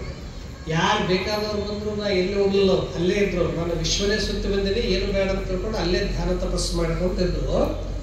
ಆ ಬಳಿಕ ಒಂದಿನ ಅವರಿಗೆ 72-73 ವಯಸ್ಸಾಗಿತ್ತು. 72-73 ವರ್ಷ ಆದ ಬಳಿಕ ಇದೇ ಉತ್ತರಾಯಣ ಮಾರ್ಗದಲ್ಲಿ ಇದೇ ಜನವರಿ 10ನೇ ತಾರೀಕಿಗೆ ವೈಕುಂಠ ಏಕಾದಶಿ ದಿನ ಬರ್ತದೆ. ಅವರು ಒಮ್ಮೆ ಎಲ್ಲ ಭಕ್ತರಿಗೆ ಹೇಳ್ಬಿಟ್ರು, ನೀವೆಲ್ಲ ಬನ್ನಿ. ಬಂದ ಮೇಲೆ ಅವ್ರು ಹೇಳಿದ್ರು, ಇನ್ನು ವೈಕುಂಠ ಏಕಾದಶಿ ದಿನ 3 ತಿಂಗಳಿದೆ ಬರೋದು, ಅದಕ್ಕಾಗಿ 3 ತಿಂಗಳ ವೈಕುಂಠ ಏಕಾದಶಿ ದಿನ ಜನವರಿ 10ನೇ ತಾರೀಕಿಗೆ ನನ್ನ ಪ್ರಾಣ ನಾನು ಬಿಡ್ತೀನಿ, ಸಮಾಧಿ ತಗೊಳ್ತೀನಿ ಅಂತ ಹೇಳಿದ್ರು. ಇವರಿಗೆಲ್ಲ ಅಷ್ಟೇ, ಗುರುಗಳು ನೋಡಿದ್ರೆ ಆರಾಮದಾರ, 73 ವರ್ಷ, ಭಾಳ ಚಲೋ ಅದಾರ, ಇದಂಗ ಆಗ್ತದ. 2 ತಿಂಗಳ ಸುಮ್ಮನೆ ಎಲ್ಲ ಭಕ್ತರು ಬರಕತ್ತಿದ್ರು. ಯಾರ್ಯಾರಿಗೆ ಏನೇನು ಕೊಡಬೇಕು ಕೊಟ್ಟರು, ಯಾರಿಗೆ ಏನು ಹೇಳಬೇಕು ಹೇಳಿದ್ರು, ಯಾರಿಗೆ ಹೇಗಿರಬೇಕು ಎಲ್ಲ ಹೇಳಿದ್ರು, ಎಲ್ಲರಿಗೆ ಹೇಳಿದ್ರು. ಆಮೇಲೆ ಇನ್ನೂ 1 ತಿಂಗಳಿತ್ತು, ಒಂದು ಸಮಾಧಿ ತೆಗಿಸಿದ್ರು ತಾವೇ. ಯಾರನ್ನ ದರ್ಶನಕ್ಕೆ ಬಂದ್ರೆ ಅದು ನೋಡ್ಕೊಂಬರಿ ನಾವು. ಅವ್ರಿಗೆ ಅಷ್ಟೇ ಗುರುಗಳು ಚಲೋ ಅದಾರ, ಅಲ್ಲಿ ನೋಡಿದ್ರೆ ಸಮಾಧಿ ಮಾಡಿರ್ತಾರೆ, ಇವ್ರು ಪ್ರಾಣ ಬಿಡ್ತಾರೆ. ಅವಾಗಿಂದ ಎಲ್ಲ ಗೊತ್ತಾಗಿ ಸರ್ಕಾರ ಅದಕ್ಕೆ ನಿಷೇಧ ಹಾಕಿದ್ರು, ನಿರ್ಬಂಧ ಹಾಕಿದ್ರು, ಹಂಗೆ ಮಾಡಂಗಿಲ್ಲ, ನನ್ನ ಇಚ್ಛೆ ನನ್ನ ಶಕ್ತಿಯಿಂದ ನಾನು ಬಿಡ್ತೇನಂತ. ಅವಾಗ ಅವ್ರು ಏನು ಮಾಡಿದ್ರು ಅಂದ್ರೆ ಎಲ್ಲ ಮಾಡಿಟ್ಟು ತಮ್ಮ ದಿನ ಏನು ಯಾವ ರೂಮ್ನಾಗ ಕುಳಿತುಕೊಂಡು ಯೋಗ ಧ್ಯಾನ ಮಾಡ್ತಿದ್ರು, ಅವ್ರು ಹೇಳಿದ ಸಮಯಕ್ಕೇ ಈ ವೈಕುಂಠ ಏಕಾದಶಿಯಿಂದ ಜನವರಿ 10ನೇ ತಾರೀಕಿಗೆ ಧ್ಯಾನ ಮಾಡ್ತಾರೆ, ತಮ್ಮ ಯೋಗ ಶಕ್ತಿಯಿಂದ ಪ್ರಾಣ ಬಿಡ್ತಾರೆ. ಅದಕ್ಕೆ ಜೀವಂತ ಸಮಾಜ ಅಂತ ಕರೀತಾರೆ. ಅಂದ್ರೆ ಗುರು ಹೇಗಿರ್ತಾನೆ ಅಂದ್ರೆ ಯಾವುದೇ ಧರ್ಮ ಪರಂಪರೆಗಳಲ್ಲಿದ್ರೂ ಕೂಡ ತಮ್ಮ ಯೋಗ ಬಲದಿಂದ, ತಮ್ಮ ಜ್ಞಾನದ ಶಕ್ತಿಯಿಂದ ಉತ್ತುಂಗ ಸ್ಥಿತಿಗೆ ತಲುಪ್ತಾರೆ ಅವರು. ಅದಕ್ಕಾಗಿ ಪ್ರಾಣಿ ಪಕ್ಷಿಗಳಿಂದನೂ ನಾವು ಕಲಿಬೇಕಂತ ಹೇಳ್ತಾರೆ. ಅವು ಯಾವ ಕೈಯಲ್ಲಿ ಸಿಲುಕಲಾರ್ದು ಹೇಗೆ ಕಲಿತುಕೊಂಡು ಮನುಷ್ಯನು ಕೂಡ ಒಂದು ಶ್ರೇಷ್ಠವಾದ ಜೀವನವನ್ನು ಸಾಗಿಸಿದಾಗ ಯಾರು ಕೈಯಲ್ಲಿ ಸಿಲುಕಲಾರ್ದಾಗ, ಅದಕ್ಕಾಗಿ ಪೂಜ್ಯ ಬುದ್ಧಿಜಿಯವರು ಕೂಡ ಅವರಿಗೆ ನಮ್ಮ ಮಲ್ಲಿಕಾರ್ಜುನಪ್ಪರು 82 ವರ್ಷದ್ರು. 82 ವರ್ಷಗಳ ಕಾಲವೂ ಕೂಡ ಎಲ್ಲಿ ಇರದಂತೆ ಇಡೀ ಕರ್ನಾಟಕ ಮಹಾರಾಷ್ಟ್ರ ತುಂಬೆಲ್ಲ ಪ್ರವಚನ ಹೇಳ್ಕೊಂತ ಕಳಿತಿದ್ರು, ಒಂದೊಂದು ಊರಾಗ 6 ತಿಂಗಳು. ಅದೇ ರೀತಿಯಾಗಿ 53 ವರ್ಷವೂ ಕೂಡ ಪೂಜ್ಯ ಬುದ್ಧಿಜಿಯವರು ಕೂಡ ಏನ್ ಮಾಡಿದ್ರು ಅಂದ್ರೆ ಯಾವ ಮಠ ಮಂದಿರಗಳು ಮಾಡದೆ, ಒಂದು ಸ್ಥಾನದಲ್ಲಿ ನಿಲ್ಲದೆ, ನಿರಂತರ ನದಿಯಂತೆ ಹರಿಯುವ ನದಿಯಂತೆ ಜ್ಞಾನ ಸಾಗರವನ್ನು ಕೊಟ್ಟರು. ಅವರಿಗೂ ಕೊನೆಗೆ 83-84 ವಯಸ್ಸಾಯ್ತು. ಅವರು ನಿರ್ಣಯ ಮಾಡಿದ್ರು, ನಾನಿಂದ ಬೇಡ, ಸಾಕು. ಎಲ್ಲರೂ ಬಂದು ಹೇಳಿದ್ರು, ನಾವು ಇಂಥ ಡಾಕ್ಟರ್ಗಳ ಕಡೆ ಕರ್ಕೊಂಡು ಹೋಗ್ತೀವಿ, ಇಂಥ ಔಷಧ ಕೊಡ್ತೀವಿ, ಇಂಥ ಉಪಚಾರ ಮಾಡ್ತೀವಿ. ಅವ್ರು ಏನು ಹೇಳಿದ್ರು, ನಮ್ಮ ಗುರುಗಳು 82 ವರ್ಷದ್ರು, ನನ್ಗೆ 84, 2 ವರ್ಷ ನಂದು ಹೆಚ್ಚಾಗ್ಯದ, 2 ವರ್ಷವು ಗಿಫ್ಟ್, ನಾನಿಂದ ಇರಲ್ಲ ಅಂತ ಹೇಳಿದ್ರು. ನನಗೆ ಬೇಡ, ಸಾಕು, ನೀವು ಏನೂ ಮಾಡಕ್ ಹೋಗ್ಬೇಡ್ರಿ ಅಂತ ಅವರು ಹೇಳಿ ಅವರು ವೈಕುಂಠ ಏಕಾದಶಿ ಬಿಡಲಿಲ್ಲ. 2 ವರ್ಷ ಆಯ್ತು ವೈಕುಂಠ ಏಕಾದಶಿ ಉತ್ತರಾಯಣ ಮಾರ್ಗದಲ್ಲಿ ಅವರು ಕೂಡ ಬಿಟ್ಟರು. ಅದಕ್ಕಾಗಿ ಗುರುವಿನ ಮಹಿಮೆಯನ್ನು ಅರಿತುಕೊಳ್ಳೋದು ಬಹಳ ಕಷ್ಟ. ಗುರು ಅದಕ್ಕಾಗಿ ಭರ್ಗೋ ಸಾಕ್ಷಾತ್ ನರಾಕೃತಿ, ಪರಮಾತ್ಮನು ಮನುಷ್ಯನ ರೂಪದಲ್ಲಿ ಜ್ಞಾನವನ್ನು ಕೊಡುವುದಕ್ಕಾಗಿ ಗುರುವಾಗಿ ಬರ್ತಾನೆ. ಅಂತ ಗುರು ಏನ ಬದುಕಿನ ತುಂಬೆಲ್ಲ ಕೊಡ್ತಾರಂದ್ರೆ ಕರುಣ ರಸದ ಕೋಡಿ ಬರಿವ ವರ ಕಟಾಕ್ಷದ ಪರತತ್ವ ವರಪು ಆಲಾಪದ ವರಪುಣ್ಯಮಯ ಶರೀರದ ನಿರಾಭಾರಿ ಸದ್ಗುರು ಇರಲನ್ನ ಮಾನಸ ಮಂದಿರದಲ್ಲಿ. ಒಬ್ಬ ಶಿಷ್ಯ ಪ್ರಾರ್ಥನೆ ಮಾಡ್ತಾನೆ, ನನಗೆ ಎಂತ ಗುರು ನನ್ನ ಮನಸ್ಸಿನಾಗಿರಲ್ಲ ಅಂದ್ರೆ ಕರುಣ ರಸದ ಕೋಡಿ ವರಿವ, ಕರುಣ ದಯಾ ಪ್ರೀತಿಯನ್ನು ತುಂಬಿ ಹರಿತಾ ಇರಬೇಕು. ಪರತತ್ವ ವರಪು ಆಲಾಪದ, ಕುಂತ್ರು ನಿಂತ್ರು ಪರತತ್ವ ಅಂದ್ರೇನು, ತತ್ವ ಪರತತ್ವ ಪರಮಾತ್ಮನ ತತ್ವಗಳನ್ನೇ ನೀವು ತಿಳಿಸ್ತಾ ಇರಬೇಕು. ವರಪುಣ್ಯಮಯ ಶರೀರದ, ವರಪುಣ್ಯಮಯ ಅಂದ್ರೆ ಅವ್ರು ಯಾವಾಗ್ಲೂ ಏನ್ ಮಾಡ್ತಾರೆ, ನಾವು ಮನ ಭಾವ ಬುದ್ಧಿ ಇವೆಲ್ಲ ತಪಗಳಿಂದ ನಿರ್ಮಲ ಮಾಡಿಕೊಂಡಿರೋರೇ ಅದು ವರಪುಣ್ಯಮಯ ಶರೀರ. ಗುರು ಅಂದ್ರೆ ಬರ್ತೀರ ಬಹಳ ಸುಂದರ ಇರಬೇಕು, ಬಹಳ ಹೀಗಿರ್ಬೇಕಂತಲ್ಲ, ಜ್ಞಾನದಿಂದ ಗುರು. ವರ್ಗ ವರ್ಣಗಳಿಂದ ಗುರು ಅಲ್ಲ, ಜ್ಞಾನ ಆಚರಣೆಗಳಿಂದ ಶ್ರೇಷ್ಠ. ಮನುಷ್ಯ ಹುಟ್ಟೋದು ಯಾವುದೋ ಒಂದು ಶ್ರೇಷ್ಠ ವರ್ಗದಲ್ಲಿ ಹುಟ್ಟಿದಂದ್ರೆ ಅವನು ಶ್ರೇಷ್ಠ ಅಂತಲ್ಲ, ಶ್ರೇಷ್ಠ ಆಚರಣೆಗಳಿಂದ ಶ್ರೇಷ್ಠ ಆಗ್ತಾರೆ, ಶ್ರೇಷ್ಠ ವಿಚಾರಗಳಿಂದ ಶ್ರೇಷ್ಠ ಗುರು ಆಗ್ತಾನೆ ವಿನಃ ಉತ್ತುಂಗ ಇದರಲ್ಲಿ ಹುಟ್ಟಿದ ಮಾತ್ರಕ್ಕೆ ಗುರು ಅಲ್ಲ. ಅದಕ್ಕಾಗಿ ವರಪುಣ್ಯಮಯ ಶರೀರದ ನಿರಾಭಾರಿ ಯಾರಿಗೂ ಭಾರ ಆಗ್ಲಾರ್ದಂತೆ. ಗುರು ಅಂದ್ರೆ ವಜ್ಜ ಇರಬೇಕು, ಭಾಳ ತೂಕ ಇರಬೇಕು, ಇಷ್ಟೇ ಎತ್ತರ ಇರಬೇಕು, ಹೀಗೆ ಇರ್ಬೇಕಂತಲ್ಲ. ನಿರಾಭಾರ. ನಿರಾಭಾರ ಅಂದ್ರೆ ಯಾರಿಗೂ ಭಾರ ಆಗ್ಲಾರ್ದಂಗ ಇರೋ ಗುರು. ಬಹುತೇಕ ನಾವು ನಮ್ಮ ಪೂಜ್ಯ ಸಿದ್ದೇಶ್ವರ ಮಹಾಸ್ವಾಮೀಜಿಯವರು ಏನು ಅವ್ರದ್ದು ತೂಕ ಎಷ್ಟಿರ್ತಂದ್ರೆ 48 kg ಇತ್ತು. ಯಾವಾಗ 18 ವಯಸ್ಸಿಗೆ. 84 ವರ್ಷದಾಗ ಎಷ್ಟಿತ್ತು? ಅಷ್ಟೇ 58 ಆಯ್ತು. 48 ಆಯ್ತು, 58 ಅಲ್ಲ. ಎಷ್ಟು ಮೊದಲಿತ್ತು? 18 ವರ್ಷಕ್ಕಿತ್ತು. 1 kg ಹೆಚ್ಚಾಗಲಿಲ್ಲ, 1 kg ಕಡಿಮೆ ಆಗಲಿಲ್ಲ. ಅಷ್ಟು ಆಹಾರ ವಿಹಾರದಲ್ಲಿ ಸಂಯಮ. ನಮ್ಮದಂಗ ಆಗ್ತದ? ಏನು ಬಾಯಿಗೆ ರುಚಿ ಆಗ್ತಂದ್ರೆ ಬಿಡೋದೇ ಇಲ್ಲ. ಅವ್ರೆಂದು ಬೇಕಾದಷ್ಟು ಗುರುಗಳು ನಾವು ಸೇವೆ ಮಾಡ್ತೀವಿ. ಎದಕ್ಕೆ ಕೇಳ್ತು ಅಂದ್ರೆ ಬೇಕಾದೆಲ್ಲ ಬರ್ತತ್ತು. ಎಷ್ಟು ತಿನ್ಬೇಕು ಅಷ್ಟೇ ತಿಂತಿದ್ರು. ಏನ್ ಬೇಕಾದ ತಂದಿಡ್ತದೆ. ಮೃಷ್ಟಾನ್ನವೇ ತಂದಿಟ್ರೆ ಎಷ್ಟು ಬೇಕು ಅಷ್ಟೇ, ಸ್ವಲ್ಪ ಸ್ವಲ್ಪ ಗಿಳಿ ತಿಂದಂಗೆ ಅಲ್ಲೆಷ್ಟು ತಂದು ಬಿಟ್ಬಿಡೋರು. ನಾವು ಆ ಬಳಿಕ ಏನು ಕೇಳ್ತಾರೆ, ನಮ್ಮ ಹೋಳಿಗೆ ಕರಿಗಡುಬು ನಾವು ಇರ್ತದಲ್ಲ. ಅದಕ್ಕೆ ನಾವು 48 ಉಳಿಯಕಾಗ್ತದ ಕೊನೆತನ. ಯಾಕಂದ್ರೆ ನಮ್ಮಲ್ಲಿ ಸಂಯಮನ ಇಲ್ಲ. ಬದುಕೋದಕ್ಕಾಗಿ ಉಣ್ಣೋದು ಬೇರೆ, ಉಣ್ಣೋದಕ್ಕಾಗಿ ಬದುಕೋದು ಬೇರೆ, ಗಳಿಸೋದಕ್ಕಾಗಿ ಬದುಕೋದು ಬೇರೆ, ಆ ಇರುವ ಗಳಿಕೆಯನ್ನು ಅನುಭವಿಸೋದಕ್ಕಾಗಿ ಆನಂದ ಪಡೋದಕ್ಕಾಗಿ ಬದುಕೋದು ಬೇರೆ. ಅದಕ್ಕಾಗಿ ಅಂಥವ್ರು ಮಧ್ಯದಾಗ ನಾವು ನೀವಿದ್ದೀವಲ್ಲ ಅದೇ ಭಾಗ್ಯ. ಇದೇನ್ ಬೇಕು? ಮುಂದಿನ ಶತಮಾನದಲ್ಲಿ ಜನ ಬರ್ತದಲ್ಲ. ಈಗ ಸ್ವಾಮಿ ವಿವೇಕಾನಂದರು ನೋಡಿದ್ರೇನು, ರಾಮಕೃಷ್ಣ ಪರಮಹಂಸರು ನೋಡಿವೇನು, ರಮಣ ಮಹರ್ಷಿಗಳು ನೋಡಿವೇನು? ಯಾರು ನೋಡಿಲ್ಲ. ಆದ್ರೂ ಅವ್ರನ್ನೆಲ್ಲ ನೋಡಿವಂತ ನಾವು ಹೇಳ್ಬೇಕು. ಯಾರು ನೋಡಿವಿ? ಅವ್ರೆಲ್ಲರೂ ಸ್ವರೂಪ ಒಬ್ಬ ಸಿದ್ದೇಶ್ವರ ಸ್ವಾಮೀಜಿ ಅವ್ರ ಪ್ರವಚನ ಕೇಳಿದ್ವಿ, ನೋಡಿದ್ವಿ, ಅದೇ ಭಾಗ್ಯ. ಅಂತವ್ರು ನೋಡಿವಲ್ಲ. ಅದಕ್ಕೆ ವರಪುಣ್ಯವೇ ಶರೀರದ ನಿರಾಭಾರಿ ಸದ್ಗುರುಗಳು. ನಿರಾಭಾರಕ್ಕೆ ಯಾರಿಗಾದ್ರು ಏನಾದ್ರು ಕೇಳಿದ್ರು? ನಮಗ ಅವರು ಅಮೆರಿಕದಲ್ಲಿ ಪ್ರವಚನ ಮಾಡ್ತಿದ್ರು ಗುರುಗಳು. ಒಬ್ರು ಸೈಕಾಲಜಿ ಇದ್ರಲ್ಲಿ. ಸೈಕಾಲಜಿ ಅಂದ್ರೆ ಅವ್ರ ತಲೆಗೆ ಅನೇಕ ವಿಚಾರಗಳು ಸುತ್ತಾ ಇರ್ತಾವ. ಈಗ ವಕೀಲರು ಇರ್ತಾರಲ್ಲ, ಈಗ ರಾತ್ರಿ ಎಲ್ಲ ಅವ್ರದ್ದು ಇವ್ರದ್ದು ತಲೆಗೆ ತಗೊಂಡು ಸುಮ್ಮನೆ ಬರೋದಿಲ್ಲ. ಕೆಲವು ಟೆನ್ಷನ್, ಇದನ್ನ ಹೆಂಗ್ ಬಗೆಹರಿಸ್ಬೇಕಂತ. ಆ ಸೈಕಾಲಜಿ ಡಾಕ್ಟರ್ಗೆ ಏನಾಯ್ತು ಅಂದ್ರೆ, ಯಾರ ಕಡೆ ಹೋದ್ರು ಅವ್ರ ಮನಸ್ಸಿನ ತಲೆ ಒಳಗಿನ ಪ್ರಶ್ನೆಗೆ ಪರಿಹಾರ ಸಿಕ್ಕಿದ್ದಿಲ್ಲ. ಆದ್ರೂ ಒಬ್ರು ಹೇಳಿದ್ರು, ಒಬ್ರು ಇಂಡಿಯನ್ ಸ್ವಾಮೀಜಿಯವರು ಬಂದಿದ್ದಾರೆ, ಬಹಳ ಸರಳ ಇದ್ದಾರೆ, ಅದಕ್ಕಾಗಿ ಅವ್ರ ಮಾತುಗಳು ಕೇಳಿ ಅಂತ ಹೇಳಿದ್ರು. ಅವ್ರು ಬಂದ್ರು. ಅವರು ಪ್ರವಚನ ಕೇಳ್ತಾ ಅವ್ರ ತಲೆಗೊಂದು ಎಲ್ಲ ಸಮಸ್ಯೆ ಹೋಗ್ಬಿಟ್ಟು, ತಾನೇ ಹೋಗ್ಬಿಟ್ಟು. ಅವರನ್ನು ಏನು ನಮ್ಗೆ ನೇರವಾಗಿ ಕೂಡ ಹೇಳಿಲ್ಲ, ಪ್ರವಚನದಾಗ ಎಲ್ಲ ಅಂತ ಹೇಳಿ ಸಮಸ್ಯೆ. ಅದಕ್ಕಾಗಿ ಬುದ್ಧಿಜೀವಿ ಪ್ರವಚನ ಕೇಳಕ್ ನಾವ್ ಯಾಕೆ ಹೋಗ್ತದ ಅಂದ್ರೆ ನಮ್ಮ ತಲೆಗದೆಲ್ಲ ಹೇಳ್ತಿದ್ರು, ನಮ್ಮ ಮನಸ್ಸಿನಾಗ ಏನ್ ನಡೀತದಲ್ಲ ಹೇಳ್ತಿದ್ರು. ಪ್ರವಚನದಾಗ ನಾವ್ ಯಾರನ್ನು ಜನ ಹೋದ್ರೆ ಅವತ್ತು ಪ್ರವಚನದಾಗ ಬರೋಬ್ಬರಿ ಉತ್ತರ ಸಿಕ್ಕೇ ಬಿಡೋದು. ಅವ್ರಿಗೆಲ್ಲ ಉತ್ತರ ಸಿಕ್ತು. ಉತ್ತರ ಸಿಕ್ಕ ಬಳಿಕ ಕೊನೆಗೆ ಬಂದು ನಮಸ್ಕಾರ ಮಾಡಿದ್ರು. ಗುರುಗಳೇ, ನಮ್ಮ ಪ್ರಶ್ನೆಗೆ ಉತ್ತರ ನೀವು ಇಷ್ಟು ಸರಳವಾಗಿ ಹೇಳಿದ್ರಿ, ಇದು ನನಗೆ ಆಶ್ಚರ್ಯ. ಇಂಥ ಗುರುಗಳನ್ನೇ ನಾನು ನೋಡೋದು ಬಹಳ ಅಪರೂಪ. ಅದಕ್ಕಾಗಿ ಭಗವಂತ ನನಗೆ ಸಾಕಷ್ಟು ಧನ ಸಂಪತ್ತನ್ನು ಕೊಟ್ಟಿದ್ದಾನೆ. ನಾನು ನಿಮ್ಗೆ ಕೊಡ್ಬೇಕಂತ ಇಚ್ಛೆ ಇಲ್ಲ, ನಾನು ಸ್ವ ಇಚ್ಛೆಯಿಂದ ಕೊಡ್ಬೇಕಂತ ಇಚ್ಛೆ.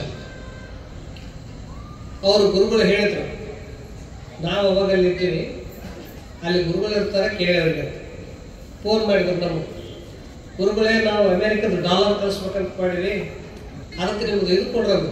ನಮಗೆ ಭಾಳ ಚಲೋ ಆಯ್ತು, ಬೆಳಸಕ್ಕೆ ಚಲೋ ಆಗ್ತದೆ ಆಶ್ರಮ.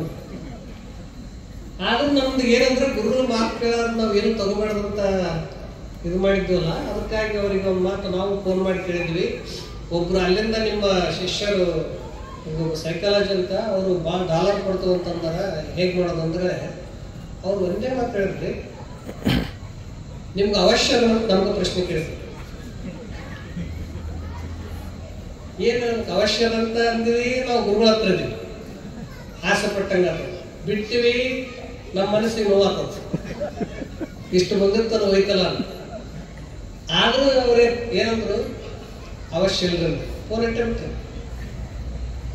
ಇವ್ರು ಫೋನ್ ಮಾಡಿದ್ರೆ ಏನ್ ಹೇಳ್ಬೇಕು? ಈಗ ಇಲ್ರಿ ನಿಮ್ಮ ಬಹಳ ಭಾವನೆ ಭಕ್ತಿ ದೊಡ್ಡದು, ನಾವು ಬೇಕಂದ ಕೇಳ್ತು ತಿಳ್ಕೊಂಡ್ಬಿಟ್ಟು. ಅಂದ್ರೆ ನಿರಾಭಾರಿ ಸದ್ಗುರು.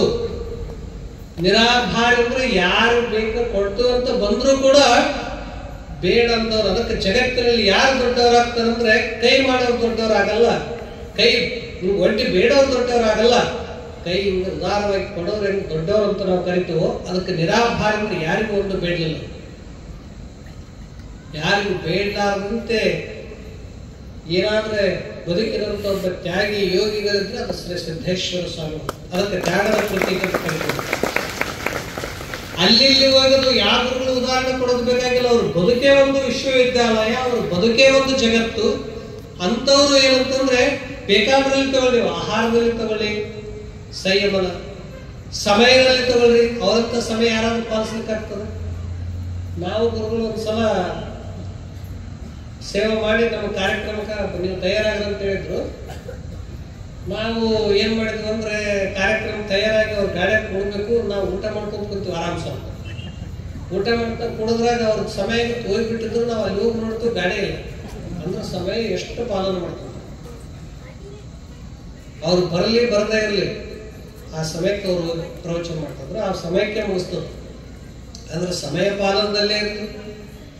ಮಾತು ಎಷ್ಟು ಬೇಕೋ ಅಷ್ಟೇ, ಮೃದು ಮಾತು, ಬಹಳ ಮಾತಾಡ್ತಿದ್ದಿಲ್ಲ, ಎಲ್ಲಾರನ್ನು ಕೇಳ್ತಿದ್ರು. ಎಲ್ಲಾರನ್ನು ಕೇಳಿ ತಮಗೆ ಹಿಂಗ್ ಮಾಡಿದ್ರೆ ಸೂಕ್ತ ಆಗ್ತದೆ ಅಂತ ಹೇಳ್ತಿದ್ರು. ನಾವೇನು ಹಿಂಗ್ ಮಾಡ್ಲೇಬೇಕು ನೀವು ಅಂದ್ರೆ ನಿರಾಭಾರಿ ಸದ್ಗುರು ಇರಲಿಲ್ಲ ಮಾನಸದಲ್ಲಿ. ಯಾರು ನಿರಾಭಾರಿ ಗುರುಗಳು ಅಂತಂದ್ರೆ ಅದಕ್ಕೆ ಯಾವುದರಲ್ಲಿ ಕಡಿಮಿಲ್ಲ ಅವರು. ನೀವು ಬೇಕಾದ್ರಲ್ಲಿ ನೋಡ್ರಿ, ನೀವು ಆಗಿನ ಕಾಲದಿಂದ ಹಿಡ್ಕೊಂಡು ಭಾರತ ದೇಶದಲ್ಲಿ ಎಷ್ಟು ಜನ ಋಷಿಮುನಿಗಳಾಗಿ ಹೋದ್ರು, ಯೋಗಿ ತಪಸ್ವಿಗಳಾಗಿ ಹೋದ್ರು. ಅದಕ್ಕಾಗಿ ಇಂಥವರು ಎಲ್ಲಾದ್ರೂ ಪ್ರತಿರೂಪವಾಗಿ ಶತಮಾನಕ್ಕೊಬ್ಬೆ ಸಂತರು ಬರ್ತಾರ. ಅಂತ ಸಂತರು ನೋಡೋದು ಕಣ್ಣಿನಿಂದ ಸಿಕ್ಕಿತಲ್ಲ, ಅದಕ್ಕೆ ಕಣ್ಣುಗಳ ಪಾವನ. ನಮ್ಮ ಕಿವಿಗಳ ಶಬ್ದ ಮಾತುಗಳು ಕೇಳಿದೀವಿ. ಅಕ್ಕ ಮಹಾದೇವಿ ಕಂಡದ್ದೆಲ್ಲವೂ ಪಾವನ, ಕೇಳಿದ್ದೆಲ್ಲವೂ ಪುರುಷ, ಮುಟ್ಟಿದ್ದೆಲ್ಲವೂ ಪುರುಷನ ಸೋಂಕು, ಒಡನೆ ನುಡಿಯುವರೆಲ್ಲರೂ ಸದ್ಯೋನ್ಮುಕ್ತರು, ಸುಳಿದ ಸುಳಿವೆಲ್ಲವೂ ಜಗತ್ ಪಾವನ ಅಂತ ಹೇಳಿದಂತೆ ಅಂತ ಸಂತರನ್ನ ನಾವು ನೋಡಿದ್ವಲ್ಲ, ಅದಕ್ಕೆ ಅವರು ವರ್ಣನಾತೀತ. ಯೋಗದಾಗ ಬೇಕಾದ್ರೆ ನೋಡ್ರಿ, ಅವ್ರು ಕೆಲವರು ಯೋಗ ಮಾಡ್ತಿದ್ರು. ಯಾವುದೇ ಒಂದು ಮಂತ್ರ ಯೋಗ ಇರಲಿ, ಲಯ ಯೋಗ ಇರಲಿ, ಹಠಯೋಗ ಇರಲಿ, ರಾಜಯೋಗ ಇರಲಿ, ಶಿವಯೋಗ ಇರಲಿ, ಎಷ್ಟು ಯೋಗಗಳದವಲ್ಲ ಸ್ವಂತ ಮಾಡ್ತಿದ್ರು. ಸ್ವಂತ ತಾವು ಅದನ್ನು ಪ್ರಯೋಗ ಮಾಡಿ ನಮಗೆಲ್ಲ ಕಲಿಸ್ತದ್ರು. ಸಂಗಮೇಶ್ವರ ಸ್ವಾಮೀಜಿಯವರು ಯೋಗ ಎಲ್ಲ ಕಲಿತು ಬಂದ ಬಳಿಕ ಕೆಲವರು ಅವ್ರಿಗೆ ಕೇಳೋರು, ಅದು ಗೊತ್ತಾಗದೇ ಇದ್ರೆ ಗುರುಗಳು ಹೇಳೋರು ಇದು ಯೋಗದ್ದು. ಅದಕ್ಕಾಗಿ ಘೇರಣ್ಯ ಸಹಿತ ಯೋಗವನ್ನು ಅವರು ಮೊಟ್ಟ ಮೊದಲೇ ಭಾಷ್ಯ ಬರೆದಂಥವ್ರು ಪೂಜ್ಯ. ಯೋಗಶಾಸ್ತ್ರದಲ್ಲೇ ತಗೊಳ್ಳಿ, ಮನಃಶಾಸ್ತ್ರದಲ್ಲೇ ತಗೊಳ್ಳಿ, ತತ್ವಶಾಸ್ತ್ರದಲ್ಲೇ ತಗೊಳ್ಳಿ, ಗೀತೆಯಲ್ಲೇ ತಗೊಳ್ಳಿ, ಎಲ್ಲದರಲ್ಲಿ ಪಾಂಡಿತ್ಯದವ್ರು ಸಿಗೋದು ಕಡಿಮೆ. ಒಂದು ಶಾಸ್ತ್ರ ಕಲ್ತ್ರೆ ಇನ್ನೊಂದನ್ನು ನಾವು ಮಂಡನೆ ಮಾಡ್ತೀವಿ. ಆದ್ರೆ ಅವರು ಬುದ್ಧ ಹೇಳುವಾಗ ಬುದ್ಧನೇ ಆಗ್ತಿದ್ರು, ಮಹಾವೀರ ತತ್ವ ಹೇಳುವಾಗ ಮಹಾವೀರ ಆಗ್ತಿದ್ರು, ಭಗವದ್ಗೀತೆ ಹೇಳುವಾಗ ಕೃಷ್ಣನೇ ಆಗ್ತಿದ್ರು, ಇಂಥ ಒಬ್ಬ ಸಾಂಖ್ಯ ಹೇಳುವಾಗ ಕಪಿಲ ಮಹರ್ಷಿಗಳು ಆಗ್ತಿದ್ರು. ಇಂಥ ಸರ್ವದರ್ಶನ ಸಮನ್ವಯಕಾರರಂತ ಗುರುಗಳು ಎಲ್ಲಾ ಧರ್ಮದವರು ಬಂದ್ರು ಕೂಡ ಇವತ್ತು ಅವ್ರು ನಮ್ಮ ಗುರುಗಳು ಅಂತಿದ್ರು. ಮೊನ್ನೆ ಜೈನ ಧರ್ಮದವ್ರು ಬಂದಿದ್ರು. ಅರ್ಹಂತ ಹುಟ್ಟಿದಂತ ನಮ್ಮ ಗುರುಗಳು ಯಾರಂದ್ರೆ ನಾವು ಸಿದ್ದೇಶ್ವರ ಸ್ವಾಮಿಗಳನ್ನು ನಮಸ್ಕಾರ ಮಾಡ್ತೀವಿ ಅಂತ ಹೇಳ್ತಾರೆ. ಮಹಾವೀರರು 24 ತೀರ್ಥಂಕರಾದಂಥವ್ರು ಅವರು ಹೇಳಿದ್ರು. ಆ 24 ತೀರ್ಥಂಕರನ್ನು ನಾವು ನೋಡಿಲ್ಲ, ಆದ್ರೆ ನಮಗೆ ಈ ಸಿದ್ದೇಶ್ವರ ಸ್ವಾಮಿಗಳೇ ನಾವು ತೀರ್ಥಂಕರ ಅಂತ ತಿಳ್ಕೊಂಡಿರ್ತಾರೆ. ಬುದ್ಧ ಹೇಗೆ ಎಲ್ಲವನ್ನು ತ್ಯಾಗ ಮಾಡಿ ಸರಳ ಸರಳ ಸೂತ್ರಗಳನ್ನು ಹೇಳಿದ್ರು, ಅಂತ ಬುದ್ಧನನ್ನ ಎಲ್ಲಿ ಕಾಣ್ತದೆ ಅಂದ್ರೆ ಇಲ್ಲಿ ಕಾಣ್ತು ಅಂತ ಅವರು ಬರ್ತಿರ್ತಾರೆ. ಈ ಧರ್ಮ ಅದಕ್ಕಾಗಿ ಒಂದು ಧರ್ಮಕ್ಕ, ವರ್ಗಕ್ಕ, ವರ್ಣಕ್ಕೆ ಸೀಮಿತವಾಗದೆ ನಿರಾಭಾರಿ ಸದ್ಗುರು ಇರಲನ್ನ ಮಾನಸದಲ್ಲಿ ಅಂದ್ರೆ ಅಂತ ಗುರುಗಳನ್ನ ಮಾನಸ ಮಂದಿರದಲ್ಲಿ ಇಟ್ಟುಕೊಳ್ಳದೇ ಒಂದು ಪೂಜೆ ಅಂತ ಹೇಳ್ತಾರೆ. ಮಾನಸ ಮಂದಿರದಲ್ಲಿ ತುಂಬಿರಲಿ. ಅದಕ್ಕೆ ಅವರು ಕೊನೆಗೆ ಒಂದು ಅಂತಿಮ ಅಭಿವಂದನ ಪತ್ರದಲ್ಲಿ ಬರೆದು, ನಂದು ಎಲ್ಲಿ ಸಮಾಧಿ ಮಾಡಬೇಡಿ, ಎಲ್ಲಿ ಇದನ್ನ ಮಂದಿರ ಮಾಡಬೇಡಿ, ಅದಕ್ಕೆ ನನ್ನ ಎಲ್ಲಿ ಅಂತಂದ್ರೆ ಎಲ್ಲಿ ಸ್ಮಾರಕ ಮಾಡಬೇಡಿ, ನಾನು ಎಲ್ಲಿ ಇರ್ತೇನೆಂದ್ರೆ ಯಾವ ಗಿಡಗಳ ಹೆಸರದವ ಅಲ್ಲಿ ನಾನೇ ಇರ್ತೇನೆ. ಎಲ್ಲಿ ನೀರು ಹರಿತದ ಆ ರುಚಿಯಾಗಿ ನಾನು ಇರ್ತೇನೆ. ಸೂರ್ಯನ ಪ್ರಕಾಶದಲ್ಲಿ ನಾ ಇದ್ದೇನೆ, ಪ್ರಕೃತಿಯಲ್ಲೇ ನೋಡ್ರಲ್ಲ ದೇವರು ನಾ ಇರ್ತೇನೆ ಅಂತ ಹೇಳಿದ್ರು. ಯಾಕಂದ್ರೆ ಅವರು ಪ್ರಕೃತಿಯ ಪ್ರಿಯರು, ಪ್ರಕೃತಿಯ ಆರಾಧಕರು. ಅಂತ ಪೂಜ್ಯರ ಸೇವೆ ಮಾಡುವ ಭಾಗ್ಯ ಅದೇನಂದ್ರೆ ನಮಗೆಲ್ಲ ಸಿಗ್ತಲ್ಲ, ಅದೇ ದೊಡ್ಡ ಭಾಗ್ಯ. ನಿಮ್ಮ ಇಲ್ಲಿ ಎಕ್ಸಂಬರ್ಕ ಬಂದಿದ್ರಲ್ಲ ಗುರುಗಳು, ಅವರೇ ಇಲ್ಲಿ ಎಷ್ಟೋ ಸಲ ಬಂದಾಗ ಅವ್ರ ಕೈಯಲ್ಲೇ ತಯಾರಾದಂತ ಪೂಜ್ಯ ಮಾಲಿಂಗ ಸ್ವಾಮಿಗಳು ಅದಾರ. ಮಾಲಿಂಗ ಸ್ವಾಮಿಗಳು ಯಾಕೆ ಕೈಗೆ ತಯಾರ ಅಪ್ಪಗಳು ಏನಂತಂದ್ರೆ ನಾವ್ ಯಾಕೆ ಹೇಳ್ತೀವಿ ಅಂತಂದ್ರೆ ಬೆಲ್ಲ ಮಾಡಿಕೊಡೋರು ಇವರೇ. ಬೆಲ್ಲ ಎಲ್ಲಿ ತಿಂತಿದ್ದಿಲ್ಲ ಅವ್ರು.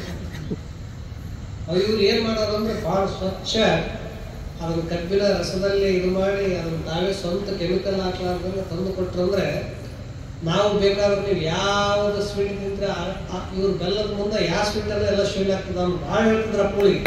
ಅದು ಇಲ್ಲಿ ತಂದ್ರೆ ಇಲ್ಲ, ಬಹುತೇಕ ಅದು ಯಾರಿಗೂ ಮಾಡಕ್ ಬರಲ್ಲ. ಅದಕ್ಕೆ ಅಂಥವ್ರಿಗೆ ಬೆಲ್ಲವನ್ನು ಮಾಡಿಕೊಟ್ರು. ಬೇಕಾದಂತ ಅದ್ರಾಗಿನ್ನ ಏನೇನೋ ಮಾಡಿಕೊಡ್ತಿದ್ರು ಅವ್ರು. ಹಸಿ ಸೊಂಟು ಹಾಕಿ ಎಣ್ಣೆ ಮಾಡಿಕೊಡ್ತಿದ್ರು. ಪೂಜೆ ಅಪ್ಪಳಿಗೆ ಎಣ್ಣೆ ಯಾರು ಅಂತಂದ್ರೆ ಮಾಲಿಂಗ ಸ್ವಾಮಿಗಳು. ಮಾಲಿಂಗ ಸ್ವಾಮಿಗಳಿಗೆ ಎಣ್ಣೆ ಮಾಡಿಕೊಡೋರು, ಬೆಲ್ಲ ಕೊಡೋರು. ಬೇರೆಲ್ಲ ತಂದು ಕೊಟ್ಟು ತಿಂತಿದ್ದಲ್ಲ. ಅಂತ ಗುರುಗಳು ಸೇವೆ ಮಾಡಿ ಅವರು ಇವ್ರನ್ನ ಭಾಳ ಹೇಳೋರು. ಮಾಲಿಂಗ ಸ್ವಾಮಿಗಳು ಬೆಲ್ಲನೇ ನಮ್ಗೆ ಶಕ್ತಿ ಕೊಡೋರು, ಎಣ್ಣೆನೇ ಭಾಳ ಶ್ರೇಷ್ಠ ಅಂತ ಗುರುಗಳು ಸೇವೆ ನಮ್ಮ ಮಾಲಿಂಗ ಸ್ವಾಮಿಗಳು ಭಾಳ ವರ್ಷ ಮಾಡಿದ್ರು. ಅವ್ರು ಇಲ್ಲಿದ್ರು ಕೂಡ ಇದನ್ನು ಮಾಡಿರಲ್ಲ, ಈ ಸೇವೆ ಮಾಡಿದ್ರು. ಆದ್ರೆ ಅವ್ರು ಸ್ವಲ್ಪ ಏನಂದ್ರೆ ಒಳಗೂ ಹೊರಗಲ್ಲ, ನಿಷ್ಠವಾಗಿ ನೇರವಾಗಿ ಹೇಳೋರು. ಆದ್ರೆ ಹೃದಯ ಸ್ವಚ್ಛ ಅದ, ಹೃದಯ ಮೃದುವಾಗಿದೆ. ಆ ಮಾತಿನಲ್ಲಿ ನೇರವಾಗಿ ಹೇಳ್ತಾರೆ. ಸಂಗಮೇಶ್ವರ ಸ್ವಾಮಿಗಳು ಹಾಗೆ ಇದ್ರಲ್ಲ, ಅವರು ನೇರವಾಗಿ ಹೇಳೋರು. ನಮಗೆಲ್ಲ ಯೋಗ ಕಲಿಸ್ಕೊಟ್ರು, ಮಾಸ್ಟರ್ ಯೋಗ ಟ್ರೈನಿಂಗ್ ಕೊಟ್ಟಿದ್ರು. ಇಲ್ಲಿ ತಿಂಗಳ ಕೃಷ್ಣ ಕೊಡ್ತಾರೆ. ಬರಲಿಲ್ಲ ಅಂದ್ರೆ ಯಾವ ಸ್ವಾಮಿ ಬೇಕಾದ ಸ್ವಾಮಿ ಇರಲಿಲ್ಲ, ಒಂದು ಡುಬ್ಬದಾಗ ಬಿಡೋರು. ಇಲ್ಲಾಂದ್ರೆ ಆ ಯೋಗದಾಗ ಶಿರಸಾಸನ ಸರ್ವಾಂಗಾಸನ ಹಾಕಿ ನಿಲ್ಲಿಸೋರು. ಅದಕ್ಕಾಗಿ ಅವರು ಇವರನ್ನು ಆಯ್ಕೆ ಮಾಡಿದ್ರು. ಇವರು ಎಲ್ಲಾ ಯೋಗಗಳು ಮಾಡ್ತಾರೆ. ಮೂರ್ತಿ ಸಣ್ಣದವ್ರು, ಕೀರ್ತಿ ಭಾಳ ದೊಡ್ಡದವ್ರು. ಅದಕ್ಕೆ ಗುರುವಂತರವ್ರೆ ನಿಮ್ಗೆ ಹಿಂದಿರ್ಬೇಕಂತಲ್ಲ. ಅವರು ನಿಮಗೆ ನೋಡಿಲ್ಲ ಅವರು. ನೀವು ಬಹುತೇಕ ಒಂದು ಯೋಗ ಎಲ್ಲಾ ಯೋಗ ಆಸನ ಮಾಡ್ಬೋದು. ನೀವು ಏನ್ ಆಸನ ಮಾಡ್ಬೋದು? ಶಿರಸಾಸನ ಮಾಡ್ಬೋದು, ಸರ್ವಾಂಗಾಸನ ಮಾಡ್ಬೋದು, ಮತ್ಸ್ಯಾಸನ ಮಾಡ್ಬೋದು, ಜಲನೇತಿ ಮಾಡ್ಬೋದು, ಸೂತ್ರನೇತಿ ಮಾಡ್ಬೋದು, ದಂಡನತಿ ಮಾಡ್ಬೋದು. ಆದ್ರೆ ಒಂದು ಯೋಗ ಮಾಡಕ್ ಬರಲ್ಲ ಯಾರಿಗೆ. ಏನಂತಂದ್ರೆ ಒಂದು ಈ ನಾಲಿಗೆರಲ್ಲ, ಈ ನಾಲಿಗೆಯನ್ನ ತುಟಿ ಒಳಗಡೆ ಹೋಗಿ ಅಂಗಟ ಕಚ್ಚಿದ್ರೆ ಅದನ್ನ ಅಲ್ಲಿ ಇಟ್ಟುಕೊಂಡು ಭಾಗ ಮಾಡಿದ್ರೆ ತೆರೆಯಲ್ಲಿ ಅಮೃತ ಸುರಿತದಂತ ಹೇಳಿ ಬರ್ದಾರ.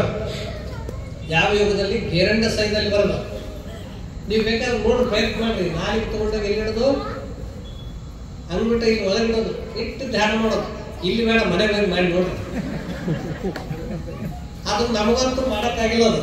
ಅದು ಅವ್ರು ಏನೇ ಬರ್ದಾರಂದ್ರೆ ಯೋಗಶಾಸ್ತ್ರದಲ್ಲಿ ನಾಲಿಗೆ ಉದ್ದ ಆಗದೆ ಇದ್ರೆ ಅದನ್ನ ಕಬ್ಬಿನ ಇದರಿಂದ ಅದನ್ನ ಕಟ್ ಮಾಡ್ಬೇಕಲ್ಲ.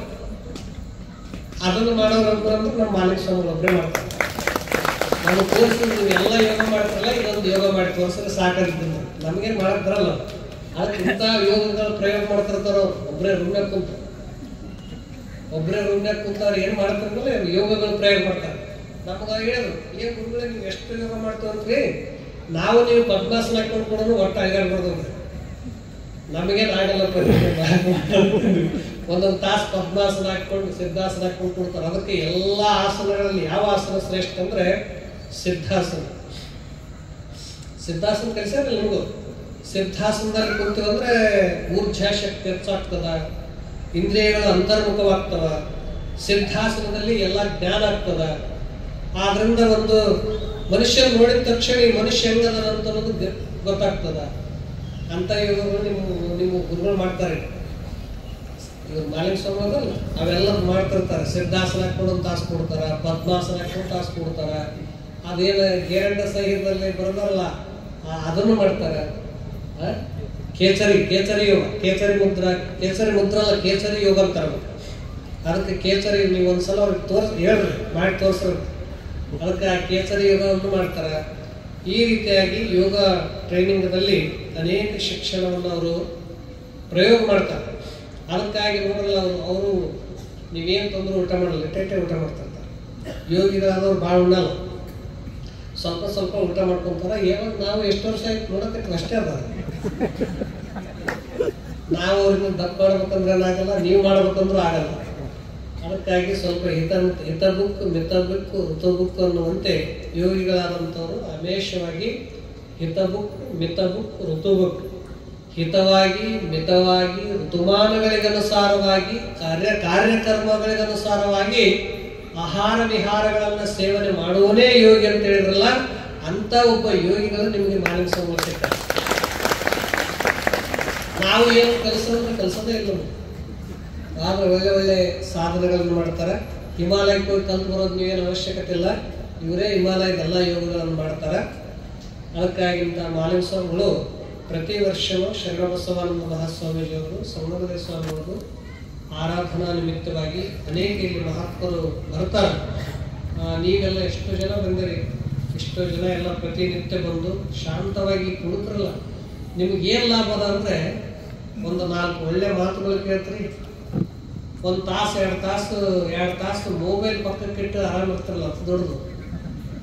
ಯಾಕಂದ್ರೆ ಎಲ್ಲಾದ್ರೂ ಬಿಡ್ತಾರೆ, ಅದನ್ನ ಬಿಡಕ್ಕೆ ಆಗಲ್ಲ ಇರುತ್ತೆ. ಆದ್ರೆ 1-2 ತಾಸು ಮೊಬೈಲ್ ಬದಿಗೆಲ್ಲ ಇಟ್ಟು ಇಲ್ಲಿ ಬಂದು ಶಾಂತವಾಗಿ ಕುಳಿತವಲ್ಲ, ಆ ತಲೆ ಏನಾಗ್ತದ, ಶಾಂತ ಆಗ್ತದೆ. ಇಂಥ ಶಾಂತಿಯನ್ನ ಪಡೆದುಕೊಂಡು ಹೋಗುವಾಗ ದಿನ ಒಬ್ಬರು ಪ್ರಸಾದ ಮಾಡಿಸ್ತಾರೆ. ಎಷ್ಟು ಜನ ಬರ್ತಾರೆ, ಬರಲಿ ಅಂತ. ನಮ್ಮ ದೇಶದಾಗ ಏನಂದ್ರೆ ಎಂದೂ ಪ್ರಸಾದದ ಕಡಿಮೆ ಆಗಲ್ಲ. ಅದಕ್ಕೆ ದಿನ ಒಬ್ಬರೆಲ್ಲ ಪ್ರಸಾದ ಮಾಡಿಸ್ತಾರೆ. ಮತ್ತು ಗುರುಗಳು ನಿಮಗೆ ಪ್ರಸಾದಲಿಂಗ ಸ್ವಾಮೀಜಿಯವರು ಅವರೆಲ್ಲ ಬಹುತೇಕ ಅಪ್ಪುಗಳಲ್ಲಿ 15-16 ವರ್ಷಗಳ ಕಾಲ ಹೆಚ್ಚು ಹತ್ತಿರದಲ್ಲಿ ಸೇವೆ ಮಾಡಿದವರು ಅಂದ್ರೆ ಪ್ರಸಾದಲಿಂಗ ಸ್ವಾಮಿ. ಅವ್ರ ಹೆಸರು ಏನಕ್ಕೆ ಪ್ರಸಾದಲಿಂಗ ಸ್ವಾಮಿ ಅಂತ ಹೇಳ್ತಾರೆ ಗೊತ್ತದು? ಪೂಜೆ ಅಪ್ಪುಗಳವ್ರಿಗೆ ಊಟ ಮಾಡಿಸ್ತಿದ್ರಲ್ಲ ದಿನ, ಅದಕ್ಕೆ ಪ್ರಸಾದಲಿಂಗ ಸ್ವಾಮಿ ಅಂತ ಹೆಸರಿರ್ತಾರೆ. ಎಲ್ಲ ಗುರುಗಳು ಅವ್ರ ಪೂಜಾ ಬುದ್ಧಿಜಿಯವ್ರಿಗೆ ಎಲ್ಲರಿಗೆ ಜ್ಞಾನ ಕೊಟ್ರೆ, ಇವರು ಬುದ್ಧಿಜಿಯವರಿಗೆ ಪ್ರಸಾದ ಮಾಡಿಸ್ತಿದ್ರಲ್ಲ, ಇದು ದೊಡ್ಡ ಬಾಕಿ. ಇದಕ್ಕಿಂತ ಚೆಂದಿರ್ಬೇಕು. ಅವರು ಬರೀ ಪ್ರಸಾದ ಮಾಡಿಸುವಾಗ ಅಪ್ಪುಗಳು ಏನ್ ಮಾಡ್ತಿದ್ರು, ದಿನ 4 ವೇದಗಳನ್ನು ಓದಿದವರು ನಮ್ಮ ಆಶ್ರಮದಲ್ಲಿ ಯಾರಾದ್ರೂ ಇದ್ರೆ ಪ್ರಸಾದ ಸ್ವಾಮಿ. ಅವರು ವೇದದ ಬಗ್ಗೆ ಉಪನಿಷತ್ತು ಬಗ್ಗೆ ಚರ್ಚೆ ಮಾಡುವಾಗ ಯಾರಾದ್ರೂ ಏನಾದ್ರೂ ಹೇಳಿದ್ರಂದ್ರೆ ಬುದ್ಧಿಜರು ಅಂತಿದ್ರು, ನೀವು ಯಾರು ಹೇಳಕ್ ಅರ್ಹರಲ್ಲ, ಯೋಗ್ಯ ಅಲ್ಲ. 4 ವೇದ ಓದಿದವರಂದ್ರೆ ಅವ್ರು ಹೇಳಕ್ ಅರ್ಹರಲ್ಲ, ಅವ್ರು ಹೇಳಂತಿದ್ರು. ಯಾಕಂದ್ರೆ ನಾವು ಹೇಳ್ತೀವಿ ವೇದಂಗದವ ಉಪನಿಷತ್ತು ಈಗದವ ಅಂತ. ಯಾರಾದ್ರೂ ಪೂರ್ಣ ಓದಿಯೋ? ಅದಕ್ಕೆ ವೇದಗಳನ್ನ, ಉಪನಿಷತ್ತುಗಳನ್ನ, ರಾಮಾಯಣವನ್ನ, ಮಹಾಭಾರತವನ್ನ, ಅವ್ರು ಮಹಾಭಾರತ ಹೇಳ್ತಾರೆ, ಭಾಳ ಚಂದ ಹೇಳ್ತಾರೆ. ಅದು ಎಷ್ಟಂದ್ರೆ ಕಣ್ಣಿಗೆ ಮುಂದೆ ಬರುವಂತ ಹೇಳ್ತಾರೆ. ಮಹಾಭಾರತವನ್ನ ಇದೆಲ್ಲವನ್ನು ಪೂಜ್ಯ ಬುದ್ಧಿಜೀವರಿಗೆ ಊಟ ಕುಂತಾಗ ನಿತ್ಯದಲ್ಲಿ ಅದನ್ನೆಲ್ಲ ಅವ್ರ ಜೊತೆಗೆ ಓದಿ ಅಭ್ಯಾಸ ಮಾಡಿ ಇದ್ದಂಥವ್ರು ನಿಮಗೆ ಪ್ರವಚನ ಹೇಳ್ತಾರೆ, ನಿಮಗೆ ಜ್ಞಾನ ಪ್ರಸಾದ ಕೊಡ್ತಾರೆ. ನಿಮಗೆ ಸಿಕ್ಕರ ನಿಮಗೂ ಪುಣ್ಯ. ಅದಕ್ಕೆ ಇವರು ಒಂದು ಕಡೆ ಮಹಾಲಿಂಗ, ಒಂದು ಕಡೆ ಪ್ರಸಾದಲಿಂಗ. ಒಂದು ಕಡೆ ಮಹಾಲಿಂಗನೇ ಅದ, ಒಂದು ಕಡೆ ಪ್ರಸಾದಲಿಂಗ, ಜ್ಞಾನ ಪ್ರಸಾದ ಕೊಡ್ತಾರೆ. ಇವರಿಬ್ರು ಭಾಳ ಮಿತ್ರರು. ಎಲ್ಲಾ ಸ್ವಾಮಿಗಳಲ್ಲಿ ಇವ್ರು ಹೆಂಗಿರ್ತಾರಂದ್ರೆ, ಇವರು ಒಬ್ರಿಗೊಬ್ರು ಒಂದು ಪಕ್ಷಿಗೆ 2 ಪಂಖದ್ದಂತೆ, ಒಂದು ವ್ಯಕ್ತಿಗೆ 2 ಕಣ್ಣಿದ್ದಂತೆ, ಒಬ್ಬ ಮನುಷ್ಯನಿಗೆ 2 ಕಾಲದ್ದಂತೆ. ಅದಕ್ಕೊಬ್ಬರು ಶರಣರು ಹೇಳಿದ್ರು, ಕಾಲುಗಳೆರಡು ಬಾಯ್ತಾನೊಂದು ಏನದರ ಅರ್ಥ, ಕೈಗಳೆರಡು ಬಾಯ್ತಾನೊಂದು ಏನದರ ಅರ್ಥ, ಕಣ್ಣುಗಳೆರಡು ಬಾಯ್ತಾನೊಂದು ಏನದರ ಅರ್ಥ. ಅದಕ್ಕೆ ಇದನ್ನ ಹೇಳಿದ್ರು, ಇವು 2 ಇದ್ರು ಕೂಡ ಒಂದೇ ಕೆಲಸ ಮಾಡ್ತಾವ. ಹಾಗೆ ಇವ್ರು 2 ಇದ್ರು ಕೂಡ ಇಬ್ರು ಒಂದೇ ಇದ್ದಂಥವ್ರು. ಅಷ್ಟು ಅನನ್ಯವಾಗಿ ಆತ್ಮೀಯವಾಗಿ ಬೇಕಾದಂತ ಸಂಪತ್ತು ಬರಲಿ, ಆಸ್ತಿ ಬರಲಿ, ಬಹುತೇಕ ನೀವು ಪತಿಪತ್ನಿನೇ ಒಂದೊಂದ್ಸಲ ಡೈವರ್ಸ್ ಕೊಡ್ತೀರಿ, ಬೇಡ ಯಾಕೆ ಬೇಡತ್ರಿ? ಹೊಂದಿಕೆ ಆಗಲ್ಲ. ಮಾತಿನ ವ್ಯತ್ಯಾಸ ಆಯ್ತು, ಸಂಪತ್ತಿನ ವ್ಯತ್ಯಾಸ ಆಯ್ತು, ಬೇಡ. ಅಣ್ಣ ತಮ್ಮರೇ ಇರ್ತೀರಿ, ಇಬ್ರು ಹೋಗಿ ಕೋರ್ಟಿಗೆ ತಗೊಂಡೋಗಿರ್ತೀರಿ. ಇವಾಗ ನಮ್ಮದು ಈಗ ಆಸ್ತಿ ಜಾಸ್ತಿ ತಗೊಂಡಲ್ಲ. ಆದ್ರೆ ಇವರಿಬ್ರು ಹೇಗದಾರಂದ್ರೆ, ಇವರಿಬ್ರನ್ನ ಯಾರು ಮದುವೆ ಮಾಡೋಕ್ಕಾಗಲ್ಲ. ಇಬ್ರು ಒಂದೇ ಉಸಿರದವರು. ಅದಕ್ಕಾಗಿ ಇಂಥ ಒಬ್ಬರ ಆದರ್ಶ ಇಬ್ಬರು ಗುರುಗಳು ನಿಮ್ಮ ಊರಿಗೆ ಸಿಗ್ತಾರಲ್ಲ, ಎಲ್ಲ ಇಬ್ಬರು ಕೊಂಡ್ಕೊಂಡು ಮಾಡ್ಕೊಂಡು ಹೋಗ್ತಾರ. ಅನನ್ಯವಾಗಿ ಸೇವೆ ಮಾಡಿದಂಥವ್ರು. ನಾವು ಇಡೀ ದೇಶ ಎಲ್ಲ ಸುತ್ತೀವಿ, ನಾವು ಅವ್ರ ಕಡೆ ಬರ್ತೀವಿ. ನಾವು ಈ ಸಲ ಮಣಿಮಹೇಶಕ್ಕೆ ಹೋಗಿದ್ವಿ. ಮಣಿಮಹೇಶ್ ಅಂದರೆ ನಿಮ್ಗೆ ಹಿಮಾಚಲದಲ್ಲಿ ಅದು 18 ಕಿಲೋಮೀಟ್ರ್ ಹತ್ತಬೇಕು. ಅಲ್ಲಿ ಏನು ಟೆಂಪಲ್ ಅಲ್ಲ, ಅಲ್ಲಿ ಬರಫ್ ಬೀಳ್ತದೆ. ಬರಫ್ನಲ್ಲೇ ಶಿವ ಲಿಂಗ, ತ್ರಿಶೂಲ, ಢಮರು ಇದೆಲ್ಲ ಇದೆ. ಅಲ್ಲಿ ಆಕ್ಸಿಜನ್ ಕಡಿಮೆ. ಅಲ್ಲಿ ವರ್ಷಕ್ಕೆ 1 ತಿಂಗಳು ಮಾತ್ರ ಓಪನ್ ಇರ್ತದೆ. ಬಹಳ ಎತ್ತರವಾದಂಥದ್ದು, ಅಲೋಕ ಅದ್ಭುತವಾದಂಥ ಜಗತ್ತು. ಅಲ್ಲಿ ಹೋಗಿ ಬರೋದೇ ಒಂದು ಸಾಧನ. ಆದರೆ 2 ರಾಜ್ಯದವ್ರು ಮಾತ್ರ ಹೆಚ್ಚು ಹೋಗ್ತಿರ್ತಾರೆ. ಅಲ್ಲಿ ಮುಂಜಾನೆ ಸೂರ್ಯ ಉದಯ ಆಗ್ತಾರಲ್ಲ, ಸೂರ್ಯನೇ ಮಣಿತರ ಹೊಳಿತಾನ ಗುಡ್ಡದ ಮೇಲೆ. ಅದಕ್ಕೆ ಮಣಿಮಹೇಶ. ಸೂರ್ಯ ಚಂದ್ರನೇ ಭಗವಂತನೇ ಮಣಿಗಳಲ್ಲಿ. ಅಂತ ಭಾರತ ದೇಶದಲ್ಲಿ ಹಿಮಾಲಯದಲ್ಲಿ ಅತ್ಯದ್ಭುತವಾದ ಸ್ಥಾನಗಳಿವೆ. ಅಂತ ಮಣಿಮಹೇಶ್ವರಲ್ಲಿ ನಾವು 1 ತಿಂಗಳು ಇದ್ದೀವಿ. ಪೂಜ್ಯರು ಅಲ್ಲಿ ಮಣಿಮಹೇಶ್ವರಲ್ಲಿ ಇದ್ದೀವಿ. ಅಲ್ಲಿ ನೀರು ಹೆಂಗದಂದ್ರೆ ಮಾನಸ ಸರೋವರದಾಗ ಹೆಂಗೆ ಶುದ್ಧ ನೀರು ಇರ್ತದಲ್ಲ, ಹಾಗೆಲ್ಲ ಒಂದು ಕೆರೆ ಅದ. ಆ ನೀರನ್ನೇ ಒಂದ್ಸಲ ಮುಳುಗಿ ಎತ್ತಂದ್ರೆ ಎಲ್ಲಾ ಜನ್ಮದ ನೆನಪಾಗ್ತಾವ, ಅಷ್ಟು ತಣುಪು. ಎಷ್ಟೋ ಜನ ಹಂಗೆ ಹೋಗಿ ಬಿಡ್ತಾರೆ. ಅಂತ ಮಾನಸ ಸರೋವರದಲ್ಲಿ ಸ್ನಾನ ಮಾಡಿ ಬೆಳಿಗ್ಗೆಯಲ್ಲಿ ಅಲ್ಲಿ ದರ್ಶನ ಮಾಡಿಕೊಂಡು ಒಂದು 4 ದಿನ ಇತ್ತು ಅಲ್ಲಿ ಬರೋದು. ಅಲ್ಲಿ ಎಲ್ಲ ತಂಪು ಎಷ್ಟು ಇರ್ತಂದ್ರೆ ನಮ್ಮ ಜೊತೆಗೆ ಒಬ್ರು ಬಂದಿದ್ರು, 10 ಓದ್ಕೊಂಡ್ರು ತಂಡಿ ಹೋಗೋದು. ಮೋಡಗಳೆಲ್ಲ ಕೆಳಗೆ ಇರ್ತಾವೆ. ಅಂತ ಇದರಲ್ಲಿ ಬದುಕಿ ಬರೋದೇ ಒಂದು ಸಾಧನ. ಅದಕ್ಕಾಗಿ ಅವ್ರು ನಮ್ಮ ಕಡೆ ಬರಲ್ಲ, ನಾವು ಅಲ್ಲೆಲ್ಲ ಹೋಗಿ ಇವ್ರ ಕಡೆ ಬರ್ತೇವೆ. ಅಂದ್ರೆ ಅವರು ಒಳ್ಳೆಯ ಶುದ್ಧವಾದಂಥ ಜೀವನವನ್ನು ಸಾಗಿಸುವಂಥವ್ರು. ನಾವೆಲ್ಲ ಅತ್ಯಂತ ಆತ್ಮೀಯವಾಗಿ ಇದ್ದಂಥವ್ರು. ಇಂಥ ಇಬ್ಬರು ಪೂಜ್ಯರು ನಿಮಗೆಲ್ಲ ಸಿಕ್ಕಿದ್ದಾರೆ. ಯಕ್ಷಂಬದಲ್ಲಿ ಭಾಳ ವರ್ಷ ಕೂಡ ಮಾಡ್ತಾ ಇದ್ದಾರೆ. ಈ ಕಡೆ ಮಹಿಳೆಯರ ತಾಯಂದಿರ ಸಂಖ್ಯೆ ಭಾಳ ಇದೆ. ಭಾರತೀಯ ಸಂಸ್ಕೃತಿಯಲ್ಲಿ ಪ್ರಕೃತಿಯ ಜೊತೆ ಕೂಡಿಕೊಂಡು ಬದುಕುವವರು ಅಂತಂದರೆ ತಾಯಂದಿರು. ಸಂಸ್ಕೃತಿ ಸಂಸ್ಕಾರಗಳನ್ನು ಉಳಿಸುವವರು. ತಮಗೆ ಅನೇಕ ಕಷ್ಟಗಳಿದ್ದರೂ ಕೂಡ ಮತ್ತೆ ಅಷ್ಟೇ ಪ್ರೀತಿಯಿಂದ ಅದರ ಆತಿಥ್ಯವನ್ನು ಮಾಡುವಂಥವರು. ಅದಕ್ಕಾಗಿ ಭಾರತ ದೇಶದಲ್ಲಿ ಎಲ್ಲೆಲ್ಲಿ ನಾವು ಹೋಗಿ ಯಾವ್ಯಾವ ವಿಶ್ವವಿದ್ಯಾಲಯದಲ್ಲಿ ಕಲಿತು ಬರ್ತೀವೋ ಆ ವಿಶ್ವವಿದ್ಯಾಲಯದಲ್ಲಿ ಇಲ್ಲದಂಥ ಒಬ್ಬ ಶ್ರೇಷ್ಠ ಶಿಕ್ಷಣ ಕೊಡುವರಂದ್ರೆ ಒಬ್ಬ ತಾಯಿ.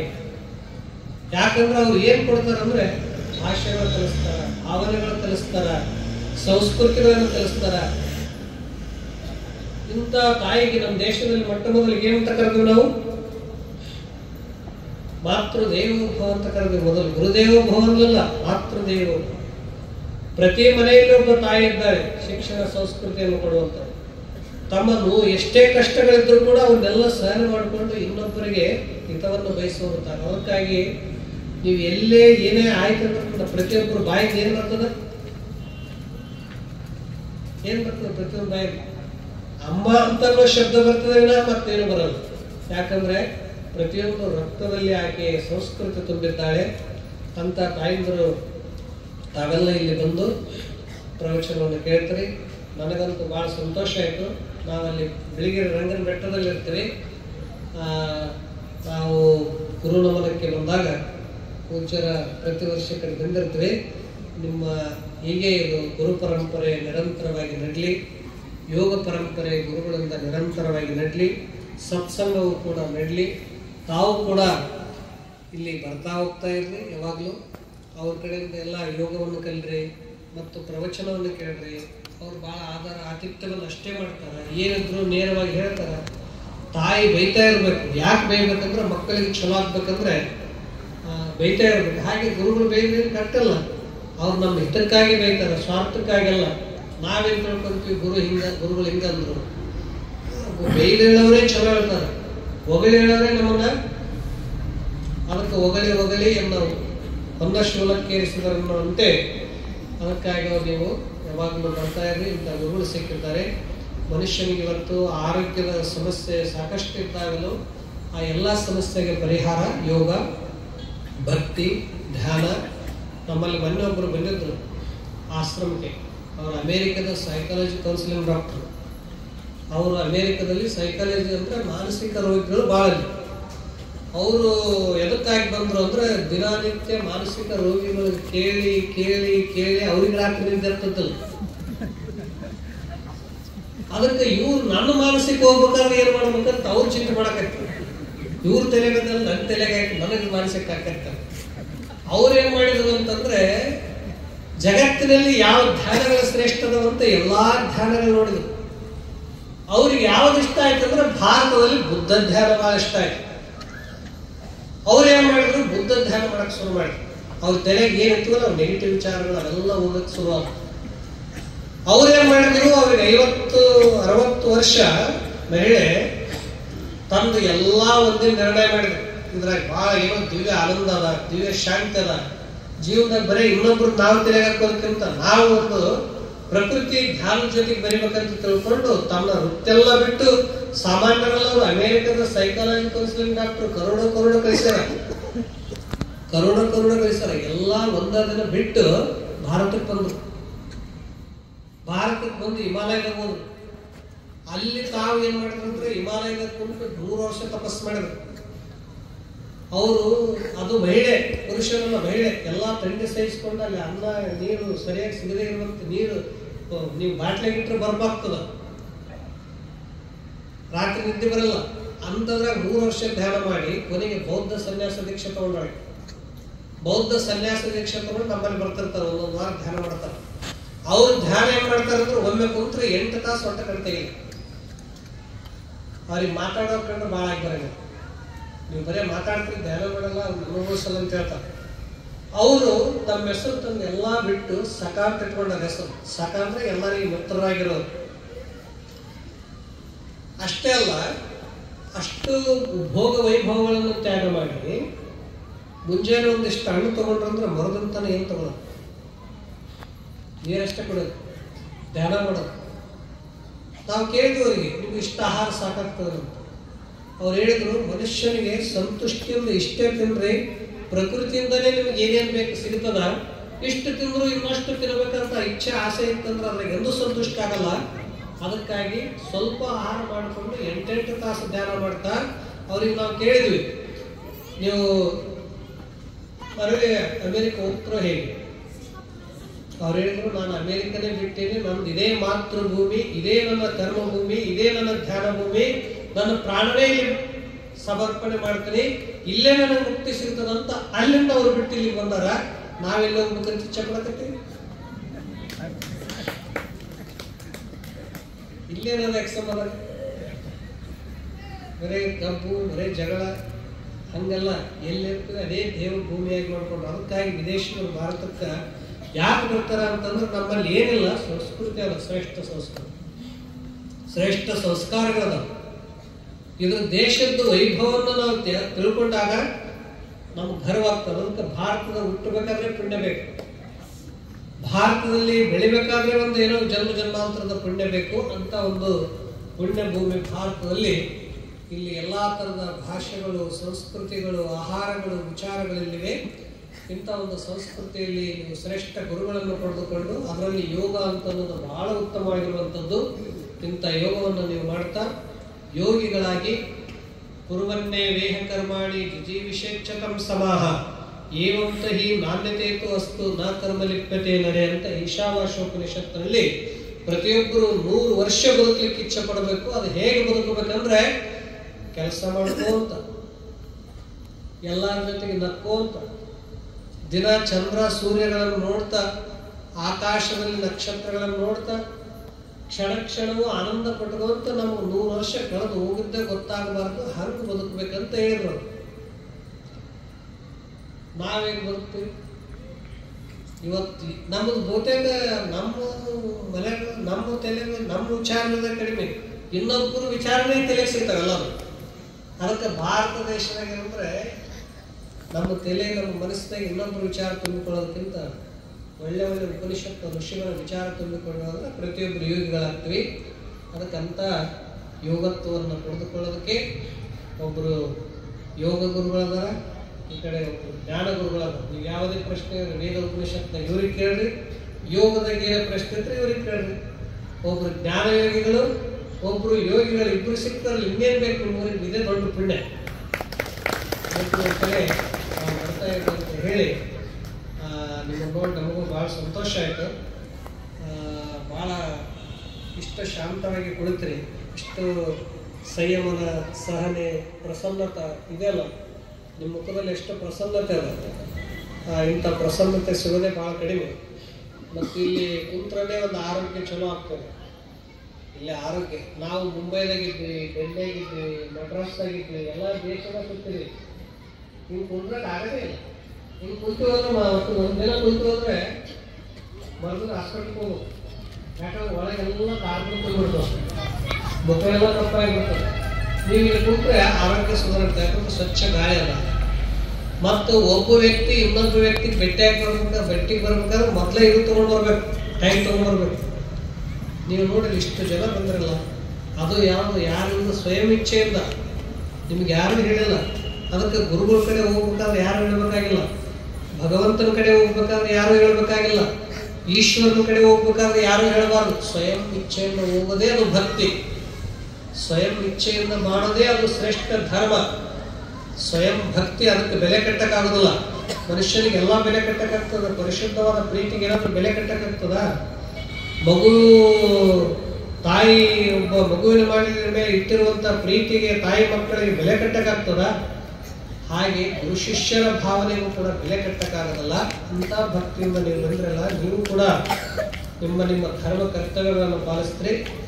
ಇಷ್ಟು ಜನ ಬಹಳ ಸ್ವ ಇಚ್ಛೆಯಿಂದ, ಸ್ವ ಆಸಕ್ತಿಯಿಂದ ಪ್ರತಿ ವರ್ಷ ಏನೇ ಕಾರ್ಯ ಇದ್ರೂ ಕೂಡ ಅದನ್ನೆಲ್ಲ ಯಶಸ್ವಿ ಮಾಡ್ತಾ ಇದ್ರಿ. ಇಬ್ಬರು ಗುರುಗಳ ಕೃಪೆ ನಿಮ್ಮಲ್ಲಿದೆ.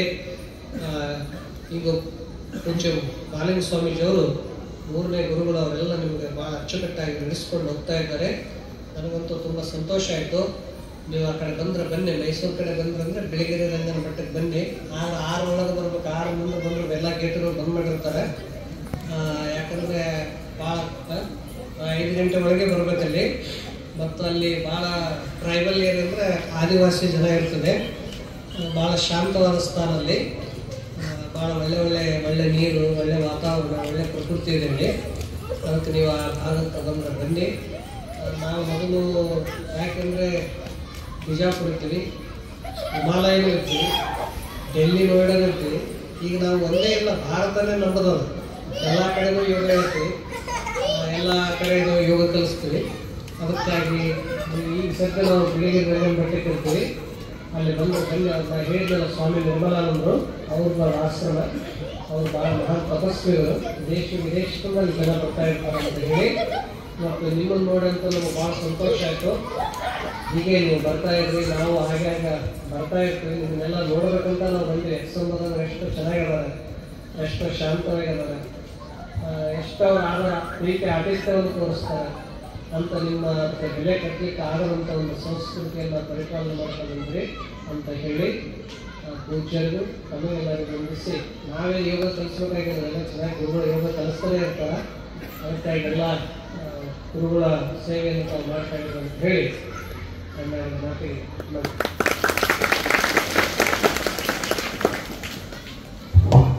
ಇಲ್ಲಿವರೆಗೆ